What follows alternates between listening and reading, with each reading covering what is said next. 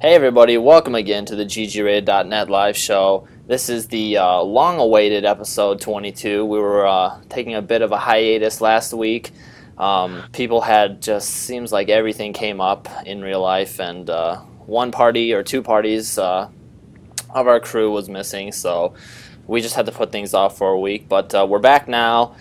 We were going to have Sebastian on the show, but unfortunately he got called in to work again, but he has assured me next week he will be joining us, so you guys can look forward to that if you were missing out on that. But joining us again is our fine feathered friend Hydra. How you doing? Doing fine, and as you might imagine, it's summer, so people are on holidays and relaxing, so that's why we didn't have much time last week. Also, I know Sebastian is really busy at work. I wasn't here. I'm going to be honest with all of you. I'm going to confess it. Some people got me, some friends got me tickets to go check Coldplay. I never watched them live, so I just went to check it. That's what came up, huh? Yeah, for free. Yeah. Nice. Yeah, Coldplay live for free. And I thought, okay, I never seen them live. Let's see if this is any good. It wasn't good. But the problem wasn't the band. No, the problem wasn't the band. The sound was bad because it was on one of those big festivals, They have to amplify the sound a lot, so just blasting all that sound, and it was a bit distorted. But yeah, it was good. I mean, it's once in a lifetime, not very worried. And anyway, we're back here and ready to go and cover everything that went on the last week. Yep.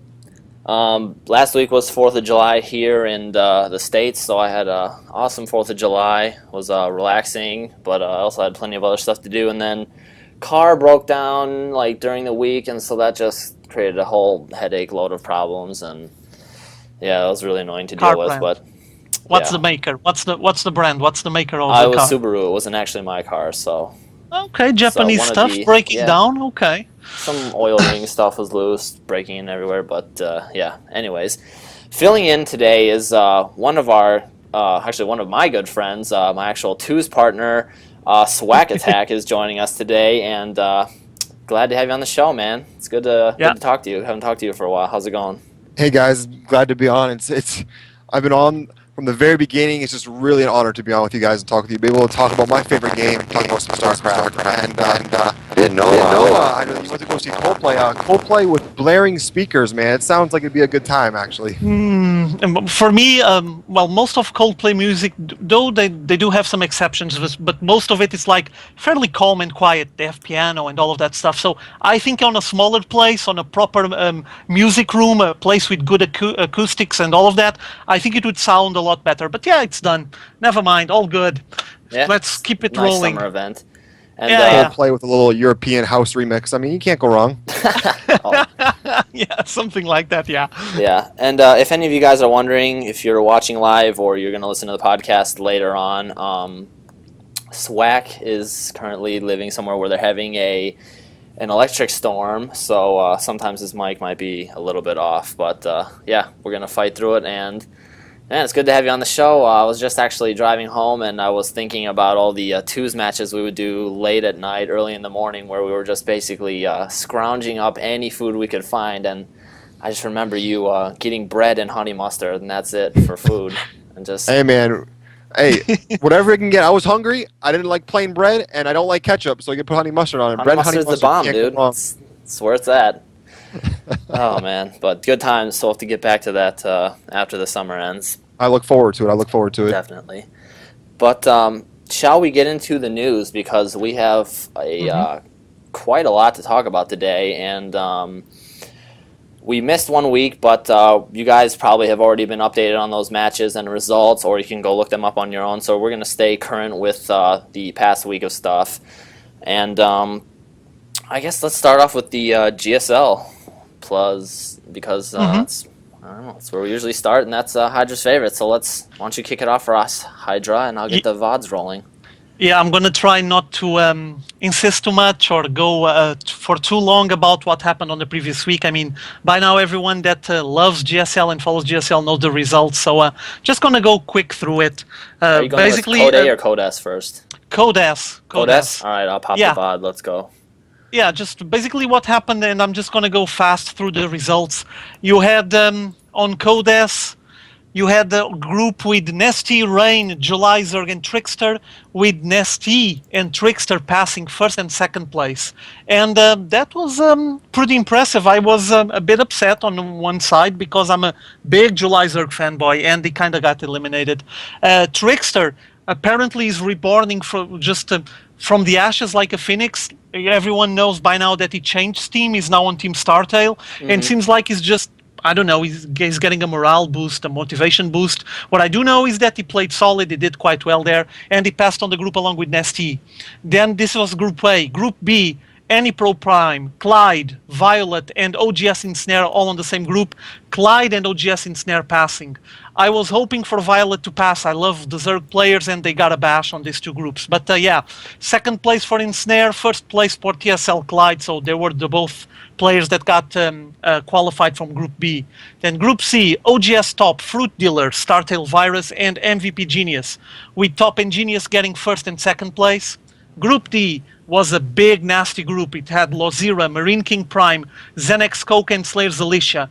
In my opinion, it was basically the death group, or group of death, on this GSL Code S. And you ended up having Lozira, and surprise, surprise, Xenex Coca got the second place. So meaning that we got all of the sudden, on the early stages of the GSL Code S, Marine King Prime and Slayer Zalicia thrown off, like, tough luck, just wait for next month and come back again. A bit frustrating for such players. Players of this caliber shouldn't be eliminated this early, but hey, it's the way life is, and their group was basically the hardest group, at least in my personal opinion. Then you had Group E with SC4U, IM MVP, Zinio, and Xenex Bian. Okay, from this group, as you guys might imagine, you listen to the name IM MVP and also SC4U and think, okay, those two guys are going to take the group. Wrong. Completely wrong. Zinio and Bian eliminated IM MVP and SC4U. Another big surprise. MVP out, Marine King Prime out, Slayer Zalicia out, all of them on the early stages. Group F, OGS Nada, MVP Keen, Hongan Prime, and OGS Supernova. Nada and Hongan Prime got first and second place. Keen and Supernova out, just kicked out of GSL Code S.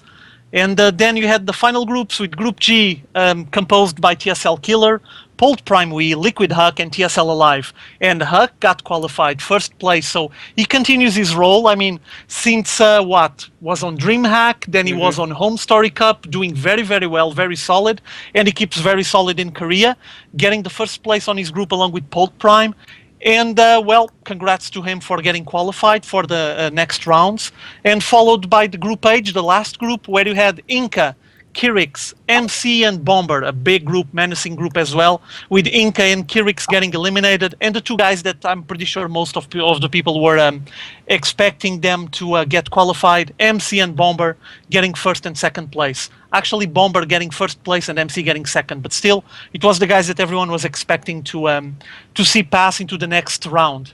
Then now, already on this week, I think it was played yesterday and today, if I'm not mistaken, you had I Am Nesty facing OGS Ensnare. With Nesty, with a clear win, I watched these games. Nesty is so far ahead. I mean, it feels like he's light years ahead from the rest of the Zerg players, with a few exceptions. But yeah, solid play. Clear win over OGS Ensnare, no chance whatsoever. Then Xenex Coca defeating MVP Genius.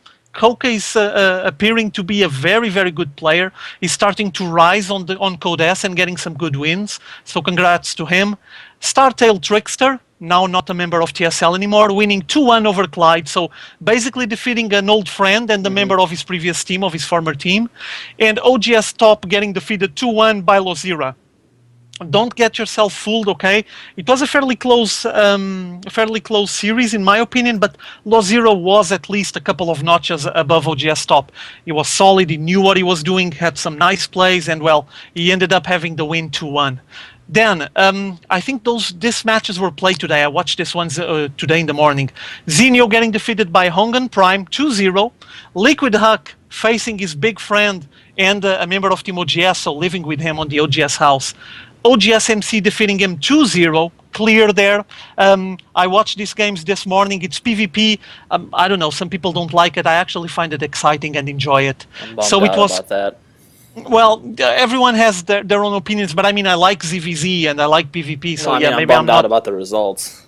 Yeah, it is a bit disappointing. I was hoping for Huck to be able to stand his ground and have like a good result against MC. But I mean, we're talking about MC. The guy is Yeah, good. yeah.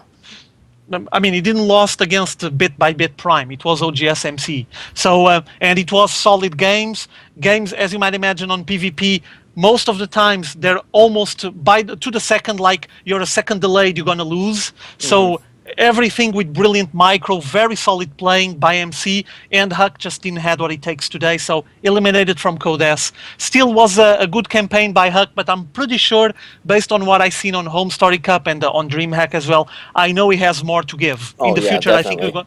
I think we're going to see more. He's like evolving and growing as a player, and now he's a beast, basically playing Protoss. Then you had Xenex Bian winning 2-0 over OGS Nada. Surprising for me, but hey, Bian is just on the rise as well. Yeah. And then you had Bomber defeating Optimus Prime Wii 2-0. Now, let me try to explain this for someone that might not be aware of it. Optimus Prime is Polt Prime. He changed his name. And Polt Prime, if you guys recall, was on that the GSL Super Tournament. He was on the final, doing pretty well. But got defeated here by Bomber 2-0. Another clear defeat, and Optimus Prime didn't stood a chance there as well. And as you can see, I went through GSL quite quickly, covered all the results, and now I'm just eager to wait for the round of 8. I mean, it's getting to clutch time. Everyone, I'm pretty sure they're feeling the pressure, the pro gamers. They know how much money is at stake. And being on round of 8 of Code S, it's a sign of quality. It's a sign that you're a solid gamer. So let's see which games are going to come up. And hopefully we're going to have some nice matches there, some nice battles. You guys followed any of the GSL? Any specific game that you enjoyed or anything like that? Go ahead, Swag. I was able to catch the Huck MC match, and it's sometimes really hard for me to watch PvP, but it's nowhere near as horrible as ZVZ. I'm sorry, I just cannot watch a bunch of lings just running around back and forth. Who's going to leave what base? Who's going to leave first? And who's going to have more lings? And that one lucky bailing that wins the entire game for you. PvP is a lot better than that. Huck, he still shows how good he was, and when he's on a roll, how good he can be.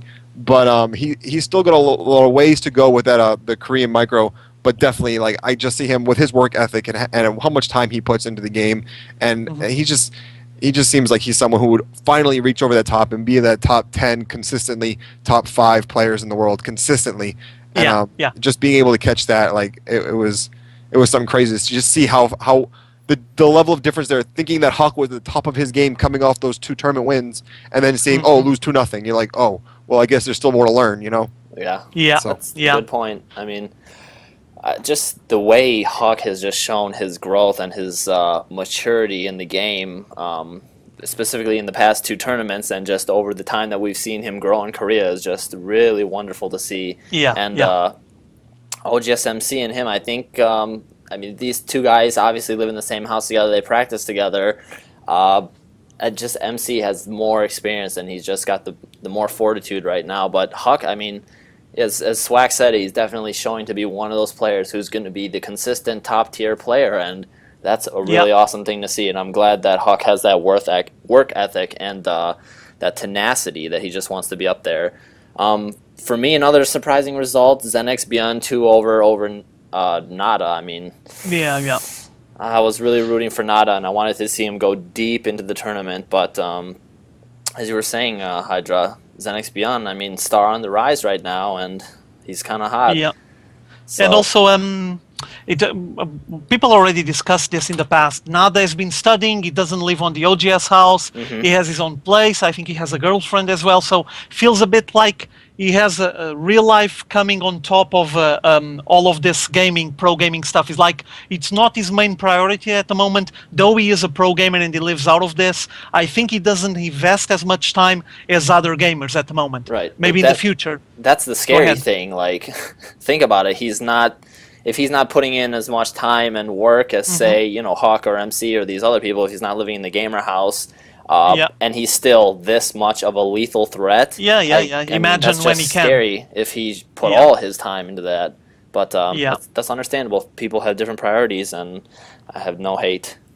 Yeah, of course. I mean, life is just like this. I mean, he needs to prioritize his stuff. He doesn't have all the hours in the day to commit to StarCraft 2, and at the moment he just wants to study. Apparently, he's trying to complete his studies in university and has real life issues to deal with. So, like you were saying, I mean, he has the potential. The guy is a legend from Brood War, and if he gets back to his old routine and just be able to focus 24/7 on StarCraft 2, we might be seeing the rise of Nada again to just start destroying some nerds. Guys, any favorites here that you guys see who possibly might make it all the way to the finals or semifinals? Any picks? I'll start off with you, Swack.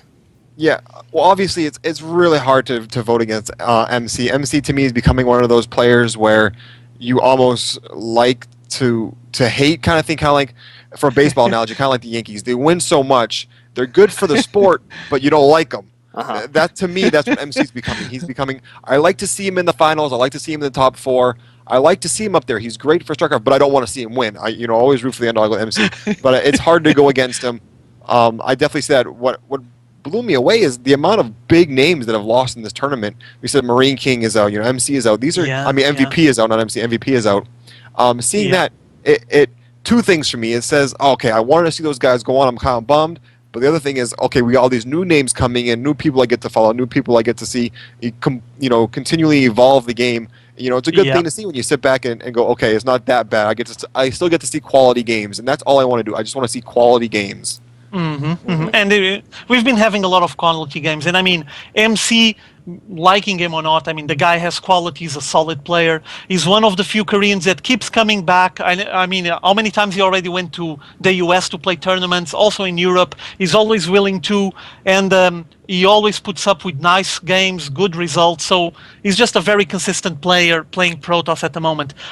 Yes, there's other players there that kind of disappointed me a bit. I'm going to repeat myself, but I would love to see July Zerg reaching the finals again, or at least the top 4. And he got eliminated really soon. And from the ones that are left, I just want to keep my eyes on ST. I mean, he's apparently, from what I see of him playing against Ensnare, solid Zerg. He knows exactly what he's doing. Everything to the last second, completely calculated and predicted. He's like, if he was playing chess, it's like he's like 2 steps ahead or 3 steps ahead of his opponent. He's anticipating everything and reacting accordingly. So brilliant play. So maybe in ST, I would like to see him in the finals. And I don't know, I've been watching Xenex Koka. I don't know the guy that well, but I like his playstyle, so maybe I'd like to see him as well. I'm a bit Zerg biased at the moment. I'm just picking Zergs. But yeah, they're the guys that are appealing to me. What can I say? Yeah, I'm going to give my 2 cents. And both MC and ST, I would love to see these 2 players clash, because it seems like the 2 most stable powerhouses right now in the GSL are actually ST and MC. And watching PVZ is something that I really enjoy. And just seeing like a really long, drawn-out series between these 2, I think would be just really cool. And I could just see a lot of shenanigans going on. And what Rob was saying, or Swack was saying, maybe we'll see a bunch of nerds walking around in MC baseball hats since he's the new Yankees figure. But yeah, possible. Hey, I'd buy one. Yeah, who wouldn't? I also want to see how well Trickster does, especially with the recent team change. And I want to see if maybe he's got a new reason for motivation, a new reason to really forge ahead, and a new team backing him. So I'm curious to see how Trickster turns out, because I think he's a very good player, and I really want to see how well he does. Yeah. So that wraps up Code S. Do you want to do? Let's jump straight into Code A, and okay, go for it. I'll pop that VOD on, and yeah, and I'm gonna be fairly brief about it. I want to mention, like, run through it. Yeah, I just want to mention a couple of players that I'm quite happy to see them coming back again, because at least one of them, I know that Linux for you. Yeah, I don't know. Listen, it's like this. I don't feel biased towards any player except for July Zerg, and I don't have any. I don't have any bias related with race or anything like that. But what can I say? I mean, these guys are the Zerg players, and they put up a show. And I remember Linux the guy is a very young kid, as we all know. He was back in the days doing pretty well. Then he went down to Code A, and then kind of faded away and disappeared. And I'm pretty sure he was on that second circle of hell in Code B, trying to fight back and try to get back into Code A. We all know that place is really hard. There's a lot of competition there, but he's back onto Code A, and he's been defeating anyone that shows up in front of him. So he was able to reach the semifinals on Code A on this GSL July. Lost to... I think he lost to who? I think it was to Puzzle, if I'm not mistaken. Yeah. Was to he got defeated by Puzzle, but he still got to the semifinals. Was a nice run for a Code A player, and hopefully we're going to see more of him on the future tournaments, because he appeared, I don't know, a bit more mature, maybe, if I can call it that. I know that he's on a learning process and evolving, as all the other gamers, but seems like he's on top of his game again, and I'm happy to see Lenok getting back into this game with that capacity, with that quality of gaming, because he's a young kid, and I would like to see him 3 years from now or 4 years from now, when he's like 2021, to be like #1 or the top 5 gamers in the whole. That's one of the references. The other one is the guy that actually reached the finals, Tassadar, from Team Hoseo. I think it's same team as Sun Zenith. It's now with Hoseo Sun. Now it's Hoseo Tassadar. Very solid player. I think I only followed some of his games on the IC Cup tournament that they make weekly with Korean gamers. I think I watched a couple of games there, and was quite surprised. The guy's good, he's solid, and we might be seeing some of his playstyle and some of his skills on Code S soon enough. Now, a player that I'm going to mention, but because of the negative side of it. Please, are you going to talk about Jinro? Yeah. All right, good. Go for it. Talk about it. Go. It's what's there to say, man? I mean, he got beat by ASD. Yeah.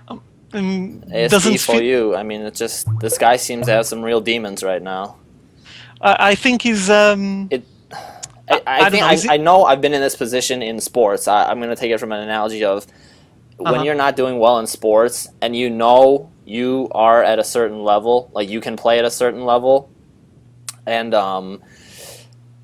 you know how well you like produce goals, or offense or defensive player, whatever, how good you are, and if you fall from a certain like pinnacle where you were at, and you know that you can play at that level, you start trying to force it, and you force it harder and harder, and you're just harder on yourself, and you pressure yourself, okay, like now I have got to do this, I have to score this goal, I have to make this play, and it just seems like I've been in those situations in sports, and I imagine Jinro could possibly going through something of the same mindset, where he's feeling like, okay, I've been here, I was that guy who was making those back-to-back Final Four appearances in GSL Code S. I mean, now look at me, I'm getting bashed around in Code A. Didn't do well in DreamHack, did not do well in Home Story Cup 3. And, I mean, people know he's good, he knows he's good, his team knows he's good. And the poor guy might just be, like, fighting with himself right now. It's a total mindset thing. I'm really not sure.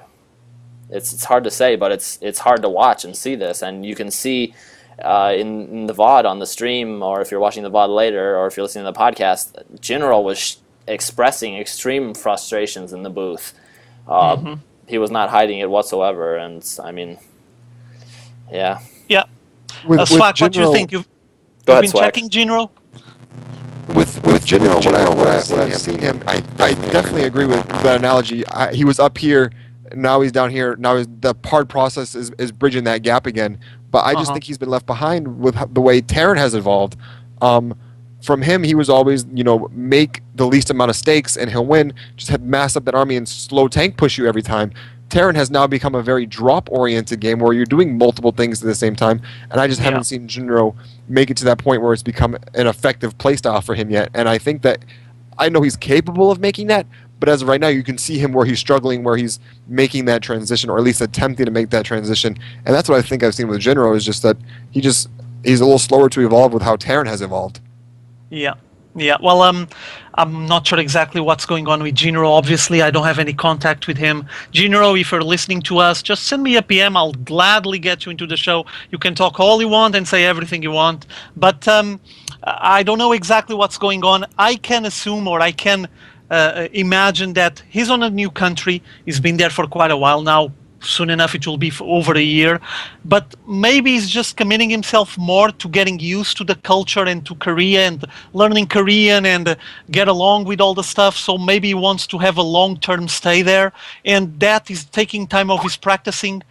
I don't know. Maybe he's studying. Maybe he's just focusing on other stuff related with real life. What I do know is that Swag is right. Things evolve. Obviously, the game is evolving every day, and it feels a bit like General got stuck in the past. Like Swag was saying, we see a lot of drop harass, a lot of aggression, multi-pronged attacks, and seems like to be a fashion now for Tenon players.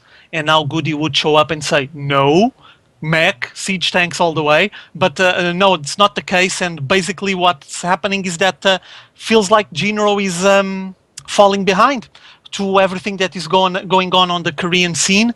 All the pro gamers are evolving their game, and he's trying to get answers to things that are not even a question anymore. Mm-hmm. It's just outdated. It feels a bit like that. Yeah. I might be wrong. If General wants to counter me, feel free. I would gladly like to listen to him. Mm-hmm. Yeah, I'm not sure that we can attest any of it to trying to long-term stay in Korea, because obviously Huck is no hermit, and I mean, he's an active person, true. And he's like social butterfly or whatever. But I don't think you can make that excuse, because General has been there for quite some time now, and there's obviously something else that's the problem. And I think it is that maybe his playstyle has just he's not moving with the shifting of the norm. I mean, I don't know. Okay, I can't really say because I'm not General, so I can only make educated guesses, but of course. I guess we can talk to TLO and see if we can possibly get some hookups with General and find out a little bit more about that. Yeah. Okay, what about the other foreigner, huh? What about Chef? What do you guys think? Chef did awesome. This guy looked so happy in there, but he met Puzzle and was defeated, but he looked like he was having fun. I mean, he was in the booth, fist pumping, pointing to the crowd and stuff. Yeah. On that first round, he did fairly well, and he was motivated. You could see that he was happy. But as everyone knows by now, Sheth already made a statement that he's not going to get back to Korea. People were wondering. I mean, Team FXO is still there, but he said he's not going to go back to Korea. He already had what he wanted. I felt like it wasn't enough, in my modest opinion. I think he would have a lot more to give if he would stay there and commit himself to evolving his game onto the Korean standards. But, I mean, he has other plans. I have to respect that. And hopefully you're going to see more of Chef in the future on other tournaments. Now, let me just make this comment. I know some people are going to dislike me for this and give me big thumbs down, but I do not think that Chef is a top Zerg yet. Maybe he could be, or maybe he will be in the future. He is a very popular streamer on TL, yes. He is a fairly good and a solid Zerg player from the North American community. But compared with other Zergs that I could place on top 5, he's still a bit behind. And that showed on Code A, on the GSTL a bit as well. Though he had some decent results on the first stages of those events, he just started getting bashed, as well as the rest of the other foreigners, unfortunately. And it feels like us foreigners need to spend more time there in Korea so we can get used to those standards and start showing the Koreans who's boss. Because I think that Cheth has the potential. I don't think he's just, he's never going to be able to do it. No, he has the potential, but there's a learning process. And for that learning process to be complete, he needs to be there. He needs to play against the best, and doesn't seem like to be the case. Seems like that Cheth is heading a different path. And I'm going to respect that. I was just sharing my opinion. Yeah, well, I mean, look at it this way. Huck was not where he was when he first got there. I mean, he put in just countless amount of time for hard work and set his nose to the grindstone, so to speak. And, I mean, look what kind of player he's shaped up to be now. But I think Cheth, he knows that's what it takes. Possibly he knows that, and maybe he's just weighing his options. And being back in North America, he feels is better for him, and he has better opportunity there. I mean, going to Korea and living there, I'm not sure that any of us can speak on that firsthand, because we don't know how it is to, lift your roots and move somewhere else, to a foreign country, and just try to establish base there. I mean, it's completely a whole new lifestyle to accept, and I mean, Indeed. it's a big change. So I mean, it's something that only a player at a personal level can make the decision for. Yeah, I agree. And like you were saying, I mean, I remember Huck getting owned pretty hard on Yeah, GSL. exactly. So I mean, And he's not going to waltz over to Korea and start knocking top tier or even mid to low tier players over. He's got to get adapted to that style because, as everybody knows, Koreans have a very strong work ethic for Starcraft too, and it's the regionality is different between America and Korea in terms of Starcraft. But what do you think, Swack? Any opinions? As long as Chef doesn't get rid of his live show, I'm happy because I love his live show. It's hilarious. Well, yeah, I do like Chef. I'm not sure if there's any economical reason behind it. I mean, the guy maybe wants to just focus on his live stream. I'm pretty sure he profits from it. And maybe just wants to keep investing more on the foreign tournament scene. We already talked about this on previous GG-Rateds. Everyone knows that if you're going to Korea, you're going to be staying there to play one tournament, the GSL, or the GSL and the GSTL. Doesn't matter. You're going to play that thing. The prize money is big, but you're only going to get that big prize money if you reach the top. So meaning that you might be committing way too much time and not getting any profit from it. And meanwhile, there's a million tournaments going on in Europe and in North America and the online tournaments and all of that. And Chef must just think that, what am I doing here? I mean, I love the experience, but I really need the money, so I'm not going to get back here. And might be something under those lines, might be something like that is going through his mind. Not sure if that's the case or not, but you guys maybe can share your thoughts about that. Go for it, Swack. I definitely hear what you're saying. Like, you said this in previous episodes. Yeah, it's a game, but it's also it's their job. They got to bring in money. They got to say, hey, do I try all of it for the gusto? Do I put all of my time and effort into the GSL so that, any of these really big tournaments and say, okay, I'm going to win this one. I'll win my $100,000 or $50,000. I win this, and I'll do a couple of odds and jobs on the side, and I'm set for the year because my team takes care of a lot of my expenses. Or do I play 5 or 6 smaller tournaments? Hope where the prize pool spread is further up. Oh, if I only get top 10, if I get top 15, I still get some money in, and I play 15, 20 of those where I'm guaranteed money because I know I'm good enough to get it. It's all about balancing. It's balancing that, and sometimes you just got to pull back and say, "Hey, I'm going to get that money that I need to pay the bills. I got the phone bill this month. I got to pay this." Or am I going to say, "All right, it's time to go for it all. Time to go to Korea and really test myself." And I'm not saying it's easy. I don't know the answers for all these players or where they are in their lives and if they're ready to take on that that feat of going to Korea and play the GSL. It's just that's something that every player has to decide on their own. And there's no way we can do that for them. We can talk about it all day. There's no way we could do it for them. Yeah, exactly. And that's the point that I've made multiple times is just the risk to reward ratio for GSL versus playing in multiple other tournaments. Not to mention that the competition is, I mean, whether people want to admit it or not, the competition is steeper in Korea. So, I mean, you got to weigh everything in the balance. I mean, there's not much else to say about it. It's a hard trail to take. So it's hard. It's long. I mean, a full month to try to get to that fame and glory, to that top spot, and there's a lot of good players that just don't get there, don't reach it. So and a lot of the matches are, I mean, best out of 3. Anything can happen in 2 games. So never mind. But let's. There's a piece of news that we want to discuss real quick before we go into the GSTL, and I know Swack was really pumped about this before the show. Why don't you let everybody know what that piece of news is, Swack? Oh, man, I was checking my phone today and found out that the GSL is going to have their finals on American soil. That's right, at BlizzCon in Anaheim. They are going to have... Wow, what a show BlizzCon's going to be this year. I just realized this. They're going to have the GSL Finals, so all the Korean players are going to fly out to America, to Anaheim, California. They're going to have the finals there, as well as the finals for the Open Invitational for StarCraft. So between those 2 finals, there's going to be almost $300,000 worth of prize pool money just in those 2 tournaments alone. So there is definitely a lot at stake going on at BlizzCon. I mean, BlizzCon is a huge event in its own right, and then just Gonna have Korean people over there. This is the first time on GSL is coming to North American soil. It's going to be huge. And if any of you missed what Swack said, I mean, I got a little static on my side. I'm not sure if it went through, but it's going to be in Anaheim. So yeah, this is going to be epic. We're going to have October 21 and 22. October 21 and 22 is when it is. Yeah. Yeah. So I mean, if Anaheim wasn't on the other side of the United States, I'd definitely be going. But I'm still even tempted to just like plane tickets or just bum rush it over there in a long road trip somehow. I don't know.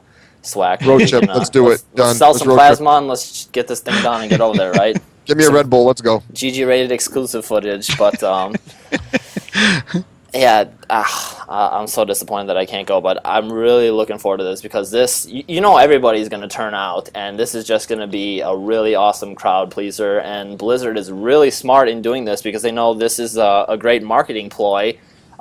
You know, BlizzCon is just one of their showpiece events, and then, you know, having GSL and just amazing top-tier players there it's only going to make the scene just explode. Hydro, yeah, I agree. Well, I think it's going to be pretty awesome. Obviously, would I like to be there? Oh yeah, I would. But of I mean, course. You know, you want to come visit us. I'm like what 7 time zones away of it or something like that. Yeah. It's the other way. It's even on the other side of the US. So yeah, I'm quite far away from it. But anyway, should be an epic event. No questions asked about that.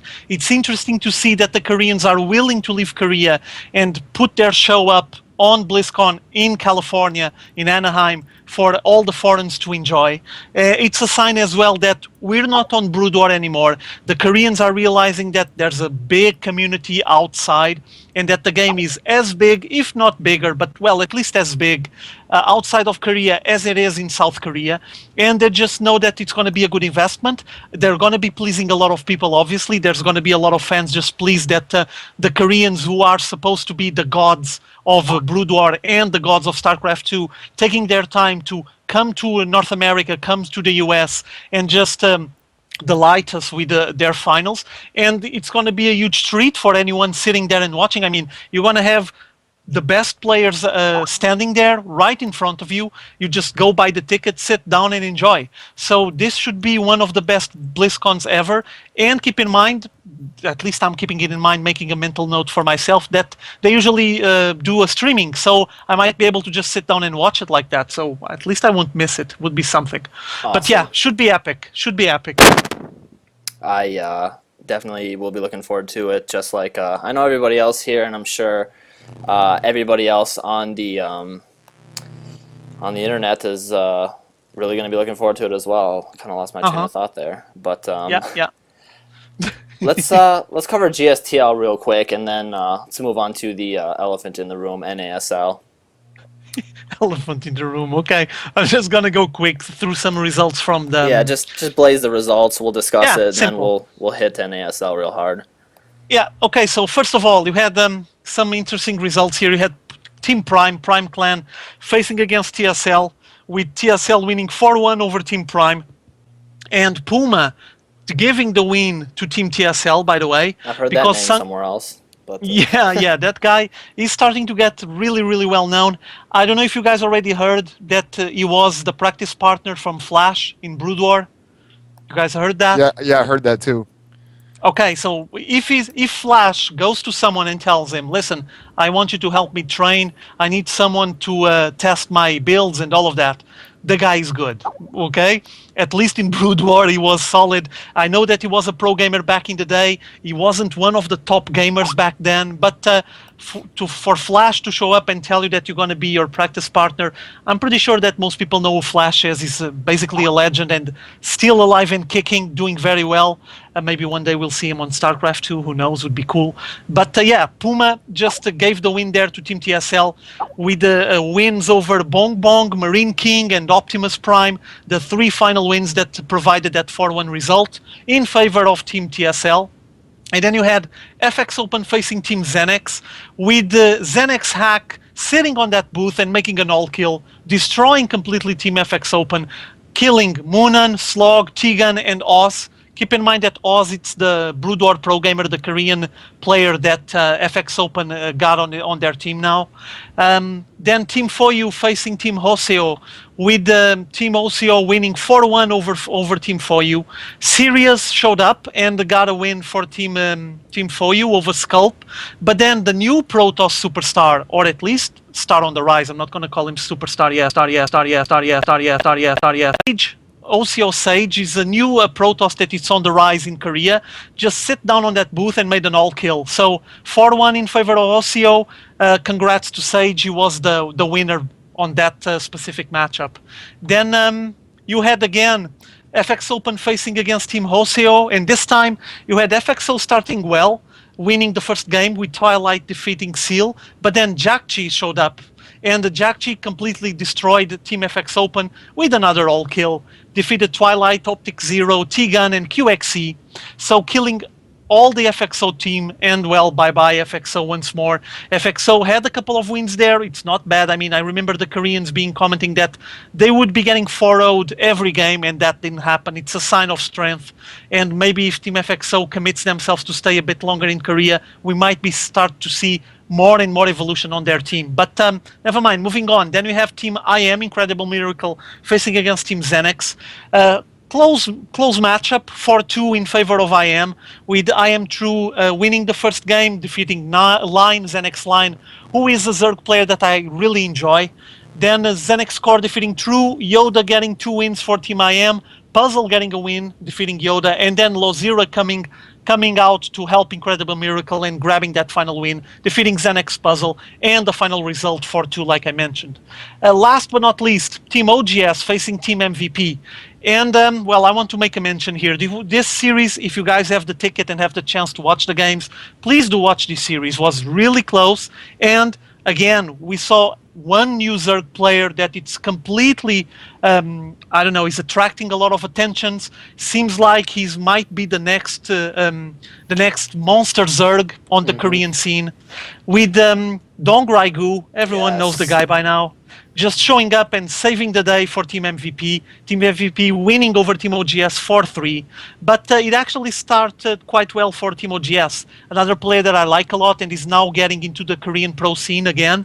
OGS the STC was on the military for a while. He's now getting back into the scene. He took the win on the first match, over Finale.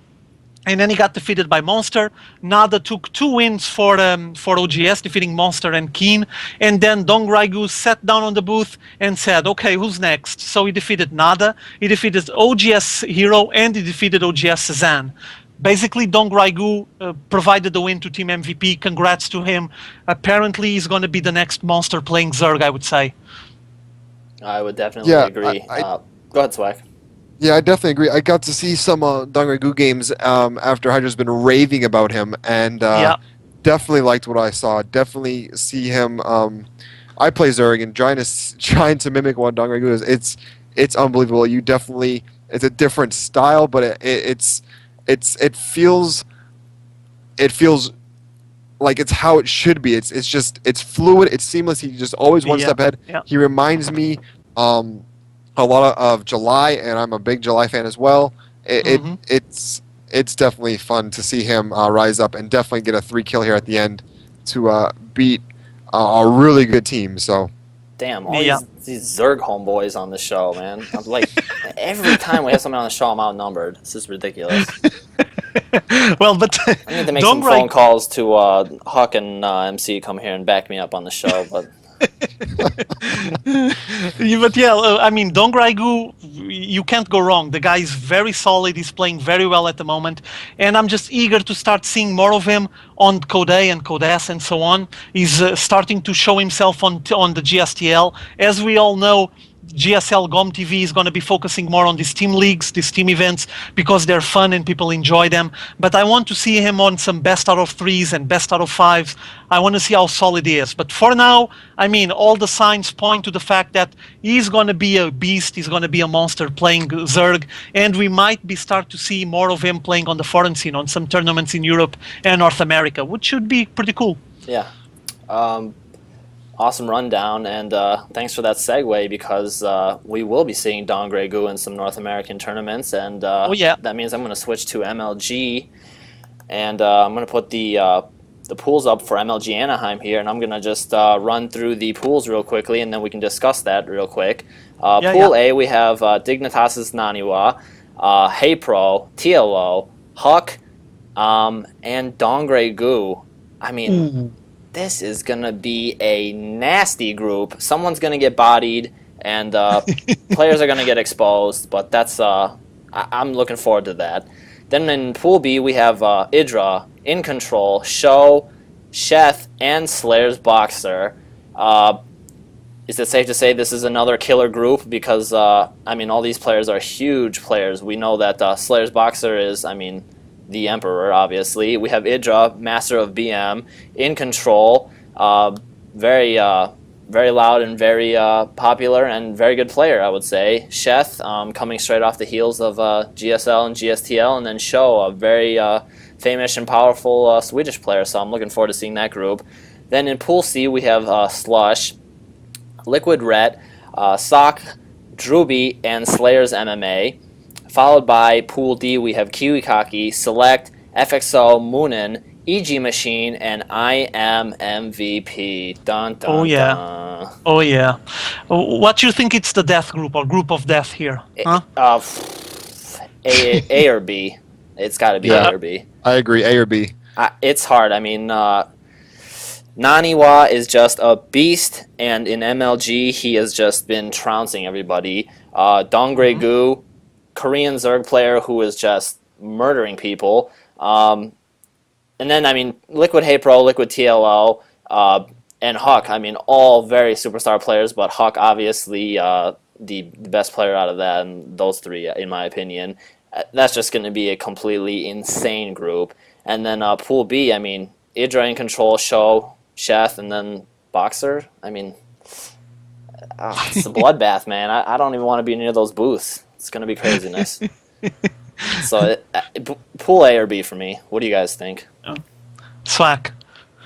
I think A. I think A is going to take it. But definitely B's pretty close behind there. It's hard to tell who's a favorite right now. I haven't sat down and really, crunched my numbers and did all my calculations and placed my bets yet or anything like that. But yeah, I definitely see a winner coming from either one of these pools. Go ahead, Hydra. What do you think? Well, I think for me, the group of death or death group, it's A, Group A. I mean, Huck, Dongrai Gu, and Naniwa on the same group. Yeah. And I'm not even mentioning TLO because I do know TLO is not 100% at the moment. Yeah. He's taking care of some health issues. He's just trying to get better. So I'm not sure how much commitment, how much he can invest on those games. Depends on his physical condition on that moment. But I mean, Dongrai Gu, Huck, and Naniwa on the same group. And then you have Hey Pro, who is, I don't know, he's on a very long slump. I remember the guy from back on the days on Brood War, and I thought he was good. And he was good. And he's just not transmitting that on Starcraft 2. I'm still waiting for him to explode maybe one day. But those three, I mean, that's going to be brutal. Also, I do recognize that Pool B is a very solid pool, but I'm going to be honest with you guys. What I really want to see from Pool B is Idra against Boxer, and I'm hoping for Boxer to go again high Grak, It would be a nice joke, because he was the one that started with that stuff, with that Grak stuff. Yeah. So it would be fun for him to say hi Grak, or hello again Grak, please. something like that. Yeah, some trolling from Boxer on Idra would just be just supreme lols. Would be fun. Another thing I I'm just hoping like to that, comment. Sorry, one more thing before you move on to the next. Go. I'm hoping Idra does not do any more of this early game GG and stuff. I mean, come on. Oh my gosh, it annoys me so much. It is so frustrating, especially when you want to root for the North American players, when you have foreigners showing up on your home soil trying to take your money. Yeah. You gotta believe in someone, and last MLG I was just rooting for Idra, and I just wanted to put my fist through the wall, man. I'm telling you. It was just supremely frustrating. But go ahead, Tarja. I just wanted to say that I'm looking at Pool D, Group D, and wondering which of those players will be solid enough to at least make a stand against I Am MVP. And I'm thinking about Select. What do you guys think? MVP is going to trash them all. Select, yeah, it's going to be the closest, but in my opinion, MVP. Unless he does something stupid or he gets way too cocky, I'm really sure he's No. going to just steamroll that group. I mean, come on. Usually I I like see Select. you Go like ahead. Select. Go. Yeah, Select. His playstyle is unbelievable. He's capable of beating anyone at any time. His multitasking is par none. Like he can Yeah. multitask anybody in the building, and watching him play, it's so exciting. It's unbelievable watching Select play. Yeah, he hasn't won any major tournaments, but he's been close. He's there. He has the capability of doing it. And if he just puts Yeah. together a few good games, I definitely see him being able to beat anyone. And at least at the minimum, at the absolute minimum, we will have an entertaining game. So I look Oh, forward yeah, to it. it's going to be entertaining, and Select did show that he's a very, very excellent player. Last major tournament I think he did well on was it IPL Season 1, where he got to Final Four at least, I believe. But he made it. He's a very good player, but I'm just saying, I really think MVP is going to just steamroll that group. That's just my opinion. Well, you were commenting about if he gets too cocky or something like that. Yeah, that could very easily happen.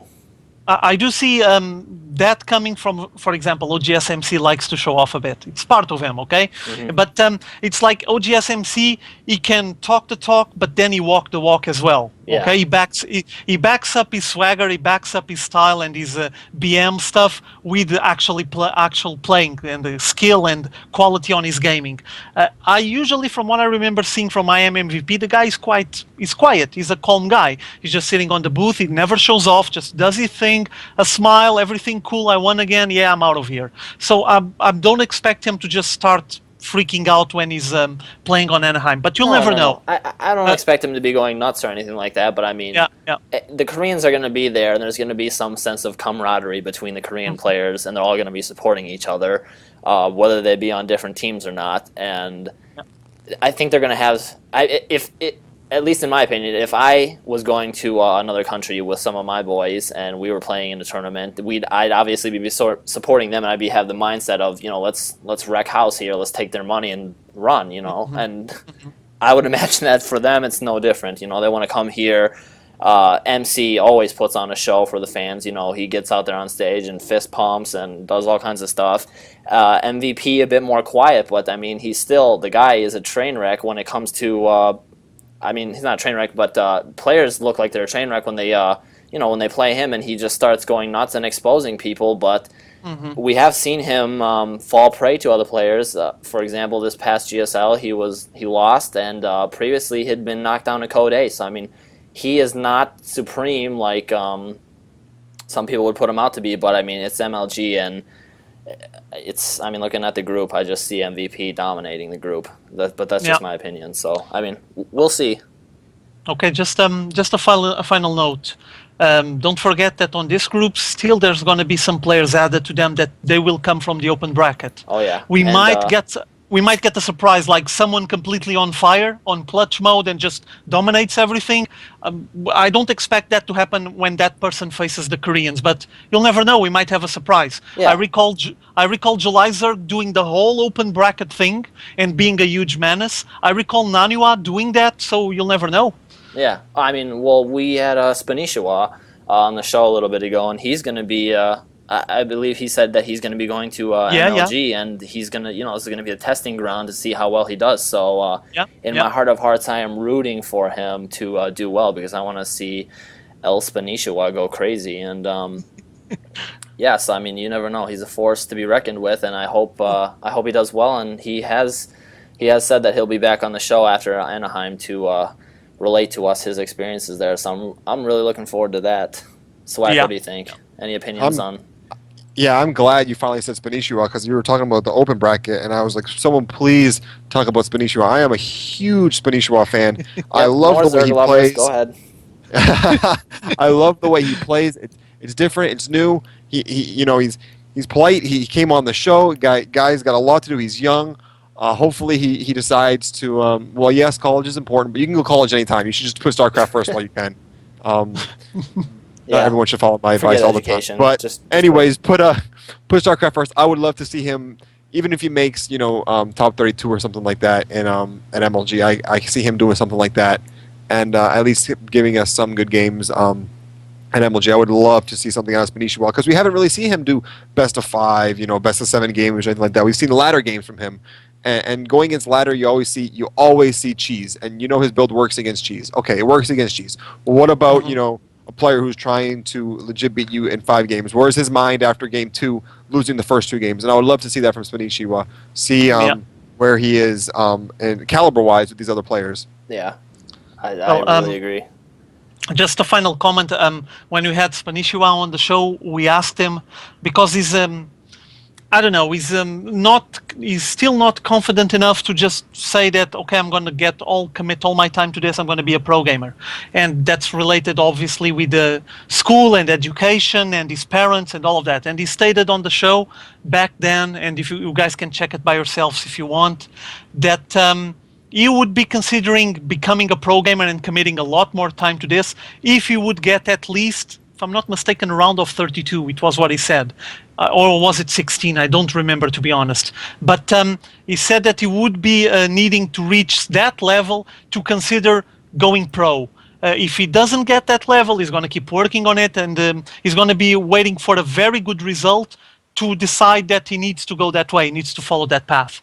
Mm-hmm. Any last comments, gentlemen, about MLG before we finally make the trek to NASL?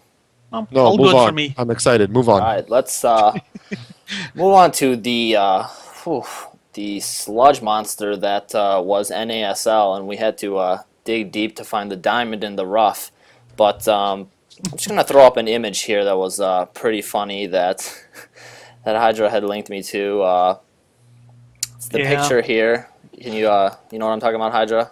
Yeah, that's it was the picture that everyone was spamming on the TL thread on day one. Mm-hmm. I'm gonna let you guys talk about that. I'm gonna sit down and listen to it because I already talked a lot when it was the GSL part of the show. So I want to hear your opinions about it. Yeah, but let me just paint comment a picture with words for audio listeners of what this picture is here. It's fairly simple. Apparently, people were saying, I wasn't there, I'm not sure, but someone gave that sign to a boxer and his girlfriend, fiance, and they took a picture with it, and this was on day 1 of the NASL, the finals. And day 1, at least for me, I was a viewer of the stream. I wasn't sitting down there and watching it live, but as a stream viewer, day 1 was nasty, was bad, had a lot of technical problems, was complicated, painful, the delays, the amount of time that was in between games, and the time that it took to actually start rolling the show. I know they might have explanations for it. I read some of them on a thread that was made by Zeris on TL not long ago, a couple of days ago. But this picture was related to that day 1. And I think that Boxer and his fiancée's his girlfriend, they actually didn't knew exactly what was on that sign, or they're just trolling. Who knows? I'm not gonna dwell much about it because I don't know the context. What I do know is that this picture just had a million reposts and spam all over the internet, with all the StarCraft 2 fans checking this one out. There was also another picture that you could see a big soundboard with all the sound stuff, all the gauges and buttons and dials and all of that. And then they photoshopped Goody and Machine eating hamburgers and drinking beer, like they were the technicians taking care of the sound, and that's why the sound was so messed up. But I'm going to pass it on to you guys, and now you guys can talk about it. I'll just add some comments later on. Go on. Sure. NASL. First time that we've had the finals here. New event just started this year, led basically by In Control. He was the voice behind this, and he was the one really, putting things together and leading this, and the man behind the scenes and sort of the front man of the whole business. And finally, we arrived here to the finals, which was live and in California. And less than great experience, I would say, up front, because there was just plenty of technical problems. I mean, sound issues were completely, mics were completely, the audio levels were off. And first, before I get into this, I'm going to say people could probably just troll my show and just say, Iceman, you don't have mics right all the time. Just look at how badly your show has gone over the past, and say, I completely agree with you, but I have limited hardware, and I'm not paying anybody for, such a big event and experience. But I can see where technical problems would come in. But I mean, for something for this magnitude and this level, I would have think that you would have had such things like audio levels balanced out first, and they had the player cams from in the booths, and it looked like some just terrible dark images from somebody in their bedroom, 2 in the morning with only the monitor lighting their face, and I don't know, just weird stuff, issues with the stream. I watched the finals in the 240p resolution or something because I wanted just clean audio, and I wasn't really watching too closely, but plenty of problems. So what do you think, Swack? I know you watched basically everything yourself. Yeah, I definitely hunkered down and watched most of the, if not all of this final. And I remember seeing that first booth cam, and I was like, did they hire the directors of Blair Witch for this camera to set this up in here, man? It was rough. It was super out of focus, and it was super zoomed in. Straight raw. And it was on their eyeballs. It wasn't on their face or their facial reactions. It was literally zoomed in onto their eyeballs, or kind of like a bridge of the nose view. It was kind of weird, but they didn't show it too often, so that it didn't bother me too bad. But definitely the sound quality, the technical problems kept going, in and out and stuff like that. It was bearable just because of what I was watching. I was really enjoying it, but for trying to get someone new into the scene, trying to say, okay, this is some of it was a little hard to get through. And if it was someone new trying to get through StarCraft who wasn't a huge fan, who wasn't a player, who was just watching it for the entertainment value, day one, if it was a pass or a fail, I'd have to give them a fail on day one. But day 2 and 3, they definitely redeemed themselves. Yeah. Made all the corrections they needed to make. I don't know if someone just said, hey, look, this needs to be done, this needs to be done, this needs to be done, let's do it, and someone got it done, or if it was just they were delayed and they couldn't get it done for day one and they were just behind. I don't know, but definitely a big difference in the stream. I was watching it on the 1080p as well, and day 2 head and shoulders above day 1. Definitely made a big difference there, and that shows improvement, and that's what you got to do. If you're going to grade them, give them a final grade. You got to grade on improvement, and definitely just based, not talking about quality of games, just quality of production, definitely give them a good grade on that for day 2 and day 3. Yeah. I was just going to give my last 2 cents on that issue, but for something that this is, your first outing in this venture, and the finals are, the crux of the whole thing. If you're trying to make a first impression on people, the first day is what's really going to matter. You're going to have your fans and the hardcore and everybody who is turning out to see the stuff are going to stick around. But if there was anybody who was new and is just getting into this, and that was definitely a distraction. It's something that would deter me if I was completely new looking into this. I would just be like, oh, I got other things that I can watch or do. But I'm really glad to see that they did get the fixes and the changes made. But the matches, let's discuss the most important thing, the matches. And I'm going to get the brackets up on the screen, and then I'm going to roll the lengthy video we have here. What'd you guys think of the matches? Loved it. Slack, what you think? Oh, man. From the very beginning, seeing Rhett just run through the divisions during the season, just have that great, what was he, 15-1 or something like that? 16-4. Rhett was just going out of control. See him going up against Puma in the first round and losing 2-0. I was losing my mind. I didn't really know who Puma was at all. I was texting Iceman, who's this Puma guy? What's going on? He's just running through these big names. And to see him just run through Rhett and the other people he will eventually go through, I was flipping out. I was all about it. I was definitely a Puma fan by the end of it. Yeah, it was great quality of games. Hydra, I know you brought up an issue. I just made a comment with you. I think it was yesterday. Yeah. Why don't you bring that up and discuss that a little bit before we get the VOD rolling, and then actually discuss all these matches. Actually, I'll put the VOD rolling here, and then we'll just discuss matches and stuff. So go for it. Yeah, about Puma, I know the guy is good. We all understood that the guy is good. He's a solid gamer, but some people were commenting the fact that he didn't do the season. He got a spot through an open tournament that they did, meaning that other players weren't able to sit down and check out his play style as they were able to do to everyone else that played the league. Well, people were trying to go a bit about how unfair that was, or fair.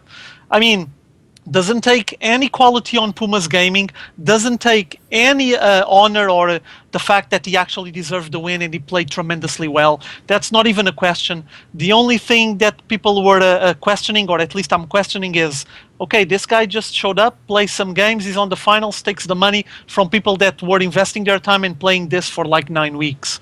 So it might be a bit frustrating on this, on some people, some views, some perspectives. I personally think that I would like to see him play the whole league, so other players would be able to check him out as well. It wasn't the case. Still, congrats to Puma. Was a very solid gamer, but like Swag was saying, I mean, it was a bit frustrating to me. See the top-ranked guy that played the 9 weeks, did very well. All of a sudden, he comes up from Holland into California, flies all the way, sits down for 15 minutes, and it's over. And you're officially now on holidays in California. You're not going to play anymore. And I think Ret would deserve a bit more than that. So on that matter, it was a bit unfortunate. But can I just add one thing? Yeah, go. For my opinion, that's just complete crap. I mean, Ret worked hard to get the record that he had, achieved and earned. And just, I mean, if that was me and I had gone through all of that and, waded through NASL and just stuck with it and worked so hard, and then just someone got an open satellite seat and, got to play like that, that would just be a total slap in my face, and I would have just been so pissed, going thinking, WTF is this? Because, I mean, I thought Red was going to go really far because he has just been killing it in NASL, as Swag said, and to just go out like that, in the first round of the brackets, that's just so frustrating, man. I mean, it is. I just think that's total BS, dude. Like, if you're going to hold a tournament and you're going to have, rigid time schedules and brackets and stuff, and then you just, have an open tournament for anybody else to just join in here where Puma got in the seat, and then he just wrecks and cleans house like this, I mean, that's garbage. That's garbage. Well, I'm not that Swag. Garbage. I'm not that fundamentalist about it, For me, okay, Puma played really well, was solid, okay, deserved the win. But yeah, I would like to see him do all those weeks, the 9 weeks, and I'm pretty sure all the other players would be able to sit down and check out his play style. They might be a bit better prepared. Yeah, but well, at the moment, I mean, that's another thing. They didn't meet up with him at all during the season. They don't know what he's going to bring to the table, and they might not be prepared. And I mean, I just don't see that as a legitimate way to hold a tournament. You don't see anybody else having this kind of crap go on. Well, I don't. I'm really adamant about it. I don't know. I don't want to talk much about it. I want to pass on to Swag for Swag to make his comments, because I'm checking out all the Koreans. I mean, you have Boxer, Julizerg, MC, TSL Alive, all the Koreans on the computer checking out the GSL VODs. I want to pay attention to this. I mean, Julizerg is there, so I should be quiet, shut up, and pay attention to what the man is doing. So go on, Swag. Yeah, definitely.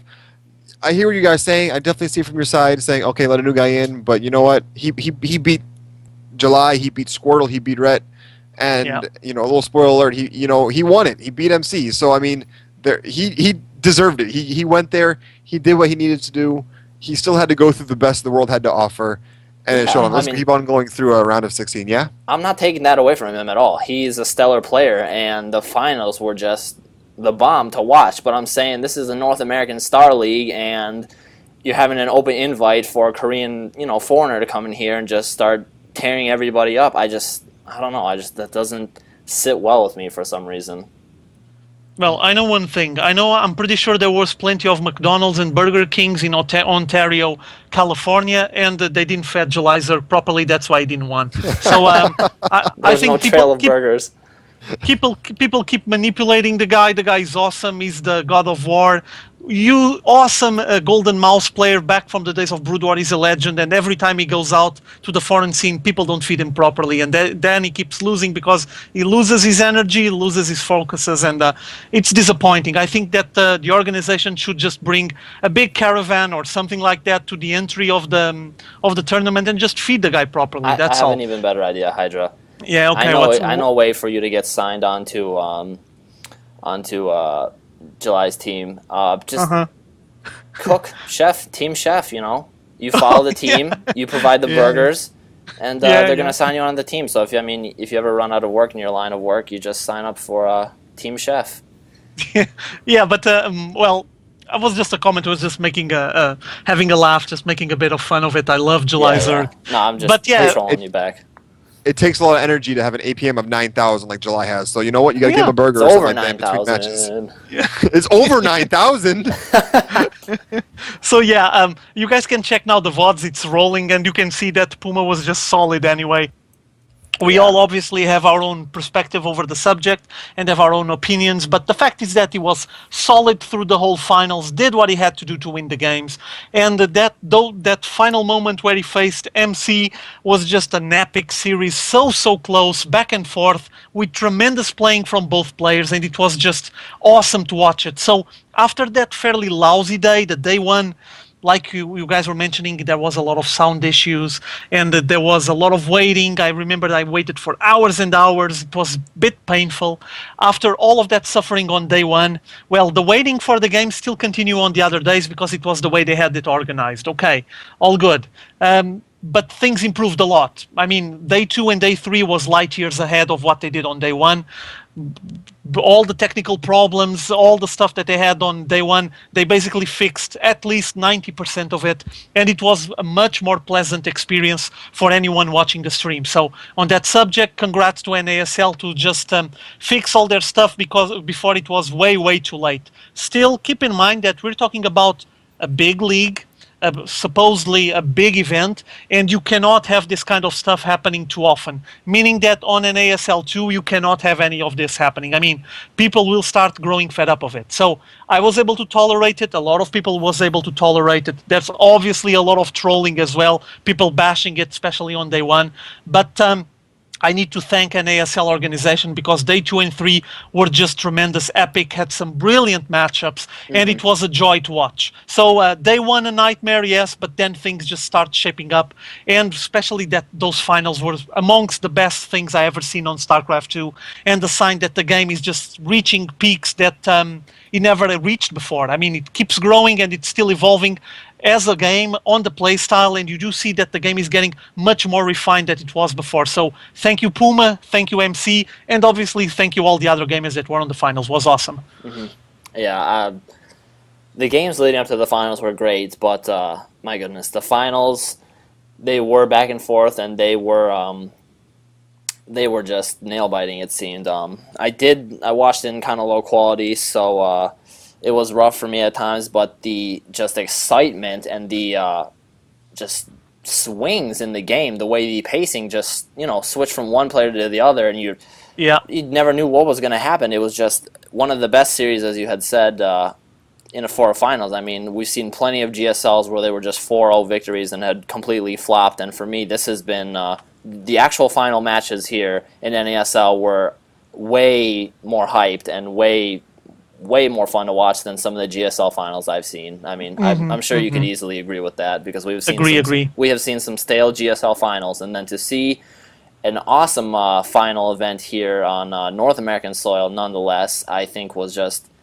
one of the best things that you can promote coming out of the North American Star League, even with all its problems and its flaws. I mean, this is the first time running through some staff issues, maybe.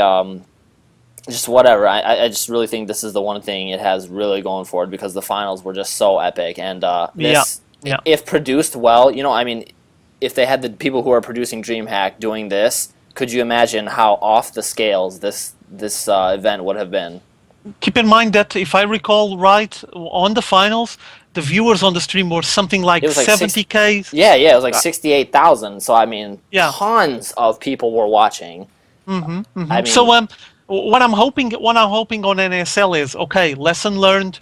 There was a big mess up on day one. We had a lot of problems there, but people learned the lesson, and now for season 2 we're gonna fix all of this, because if they're able to just get rid of all of those mistakes, all of those lapses, and provide awesome content, awesome quality for season 2, they're gonna attract a lot of viewers and a lot of ticket buyers as well, which is something that, I mean, day one probably would just disappoint people a lot, and you had a lot of people that might even be considering to buy the ticket, but they just become afraid of it. They just think, oh my God, I'm going to buy the ticket, spend the money on this, and then I'll end up not watching anything properly because they're going to keep messing it up.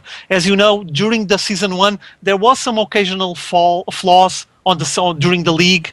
On the first days, there was a lot of trouble as well with the sound once more, and then things start getting better. And apparently on the finals was the same thing. Like day 1 was bad, and then things evolved. I'm hoping for season 2 that they just got rid of all the errors and the flaws and the mistakes and the lapses, and get that thing on the level of something that we saw, for example, on the DreamHack Invitational. If they get to that level, it's probably going to be one of the finest events on the Starcraft 2 scene. Without a doubt. I mean, they just need to polish and clean up their act in a few situations, but we know, I mean, they have the money to back them for, another 2 seasons. And, I mean, even though we had the shocking news of In Control leaving NASL, maybe he did his work, and he got this started, and I'm sure people who are put in place will see just, what the potential is. I mean, 68K viewers for a final is a big number. I mean, and if you get the production quality up there and just get the event organized correctly, it's going to be one of the most sought after events to attend and to view live. So I mean, in the right hands, it's going to blow up, and I'm really interested to see how season 2 will shape up and how they're going to tweak the changes. Any opinions on that, Swack? I just look forward to it. The one thing that I wish they would do differently, and I don't know how they can, but it's pretty cool. If I'm doing my math correctly, Puma took home 50K, MC takes home 25K. It was a $100,000 prize pool. That means only 25K left between 16 other players or whatever it is, 12 other players. So that to me, you're like, oh, you played for 9 weeks, you devoted all that time. Who knows what Red got? Maybe Red got a cheeseburger. Who knows, for playing that well for so long? Yeah, exactly. I mean, that's, who knows. I don't know how else you spread the money around. I want to see all these people making money so they can keep playing, but that's, who knows. Like, I was doing the math in my head. If Puma's taking home 50 and MC's taking home 25, there's only 25 left. I don't know. It's not much of a spread for all those players to take home for the amount of time that they put in, is what you're saying, Yeah, it's one thing to go to one for a long weekend to go over there, but it's one thing to be there, or to play and invest time for 9 weeks. Yeah, exactly. It's a little different. And just, I mean, I'm going to reiterate, especially in Rhett's case, just that must be frustrating. I mean, I would be severely, I don't know. I mean, it was in his hands. He is a capable player to beat Puma, but still, I mean, I guess that's a bit of a crutch to complain and QQ on that too much, but. The lineup was a thick lineup to go through. I mean, Zinio, Select, White Ra, MC Boxer, Haswabs, Moon, Morrow, Sheth, Squirtle, Puma, Rhett, Dark Force, Alive. I mean, every one of those players have superstar status and huge history and credentials behind them. White Ra, I'm really sad to see him fall to Select there, but I was hoping for Grandpa Toss to really, make another DreamHack run to the finals again, but sadly it wasn't so. I'm upset that Chef couldn't pull in at least one victory. I would have liked to have seen Chef, the only American player in the finals. Yeah. At least take one game, but he gets parted up against Squirtle, and Squirtle plays out of his mind. So I mean, it is what it is. But I would like to have seen Chef take home one. So what you're saying is you would have rather had Idra in his place? Oh, absolutely. Put Idra in there. Idra MC, I'd watch that every day. Yeah, I mean, just wake up for breakfast, bowl of cereal, Idra MC. That's how you start your day, right? The greatest sitcom on American soil, Idra MC. Just have them live together and film it. A reality TV show, Idra and MC. But yeah, Okay, can I change the subject a little bit for you guys to share your opinions? Can I? Go for it. Go for it. Okay. What about the hosts? What about Oh my. what about Rachel Seltzer and Lindsay and yeah, what you guys think? I'll share my opinion after you guys comment on it. Go for it. Go for it, Swag. Guess first. You're talking about the girls who are doing the interviews afterwards, after they were trying to interview Puma afterwards? Yeah. They were, go ahead. Again, eye candy. Like, wasn't she like Miss USA or something like that for like Minnesota or some state? She was a Miss something, and I'm okay with it. It's an interview. I mean, those questions are pre-scripted beforehand. All it is you gotta put someone who is comfortable around a mic and comfortable in front of a crowd of people, and you can do that. I'm okay with that. They enjoy what they're doing. It seems like they have some interest in the. I am perfectly fine with that. Let them do what they got to do. And they're just trying to have same with boxing and MMA. They have the ring girls and stuff like that. They carry around round 2. Everyone knows it's round 2, but they have the girl carry around the sign. I mean, that's fine. Let's do that. Let's go for that. I don't know. Game 2 and just have the girl. Yeah, exactly.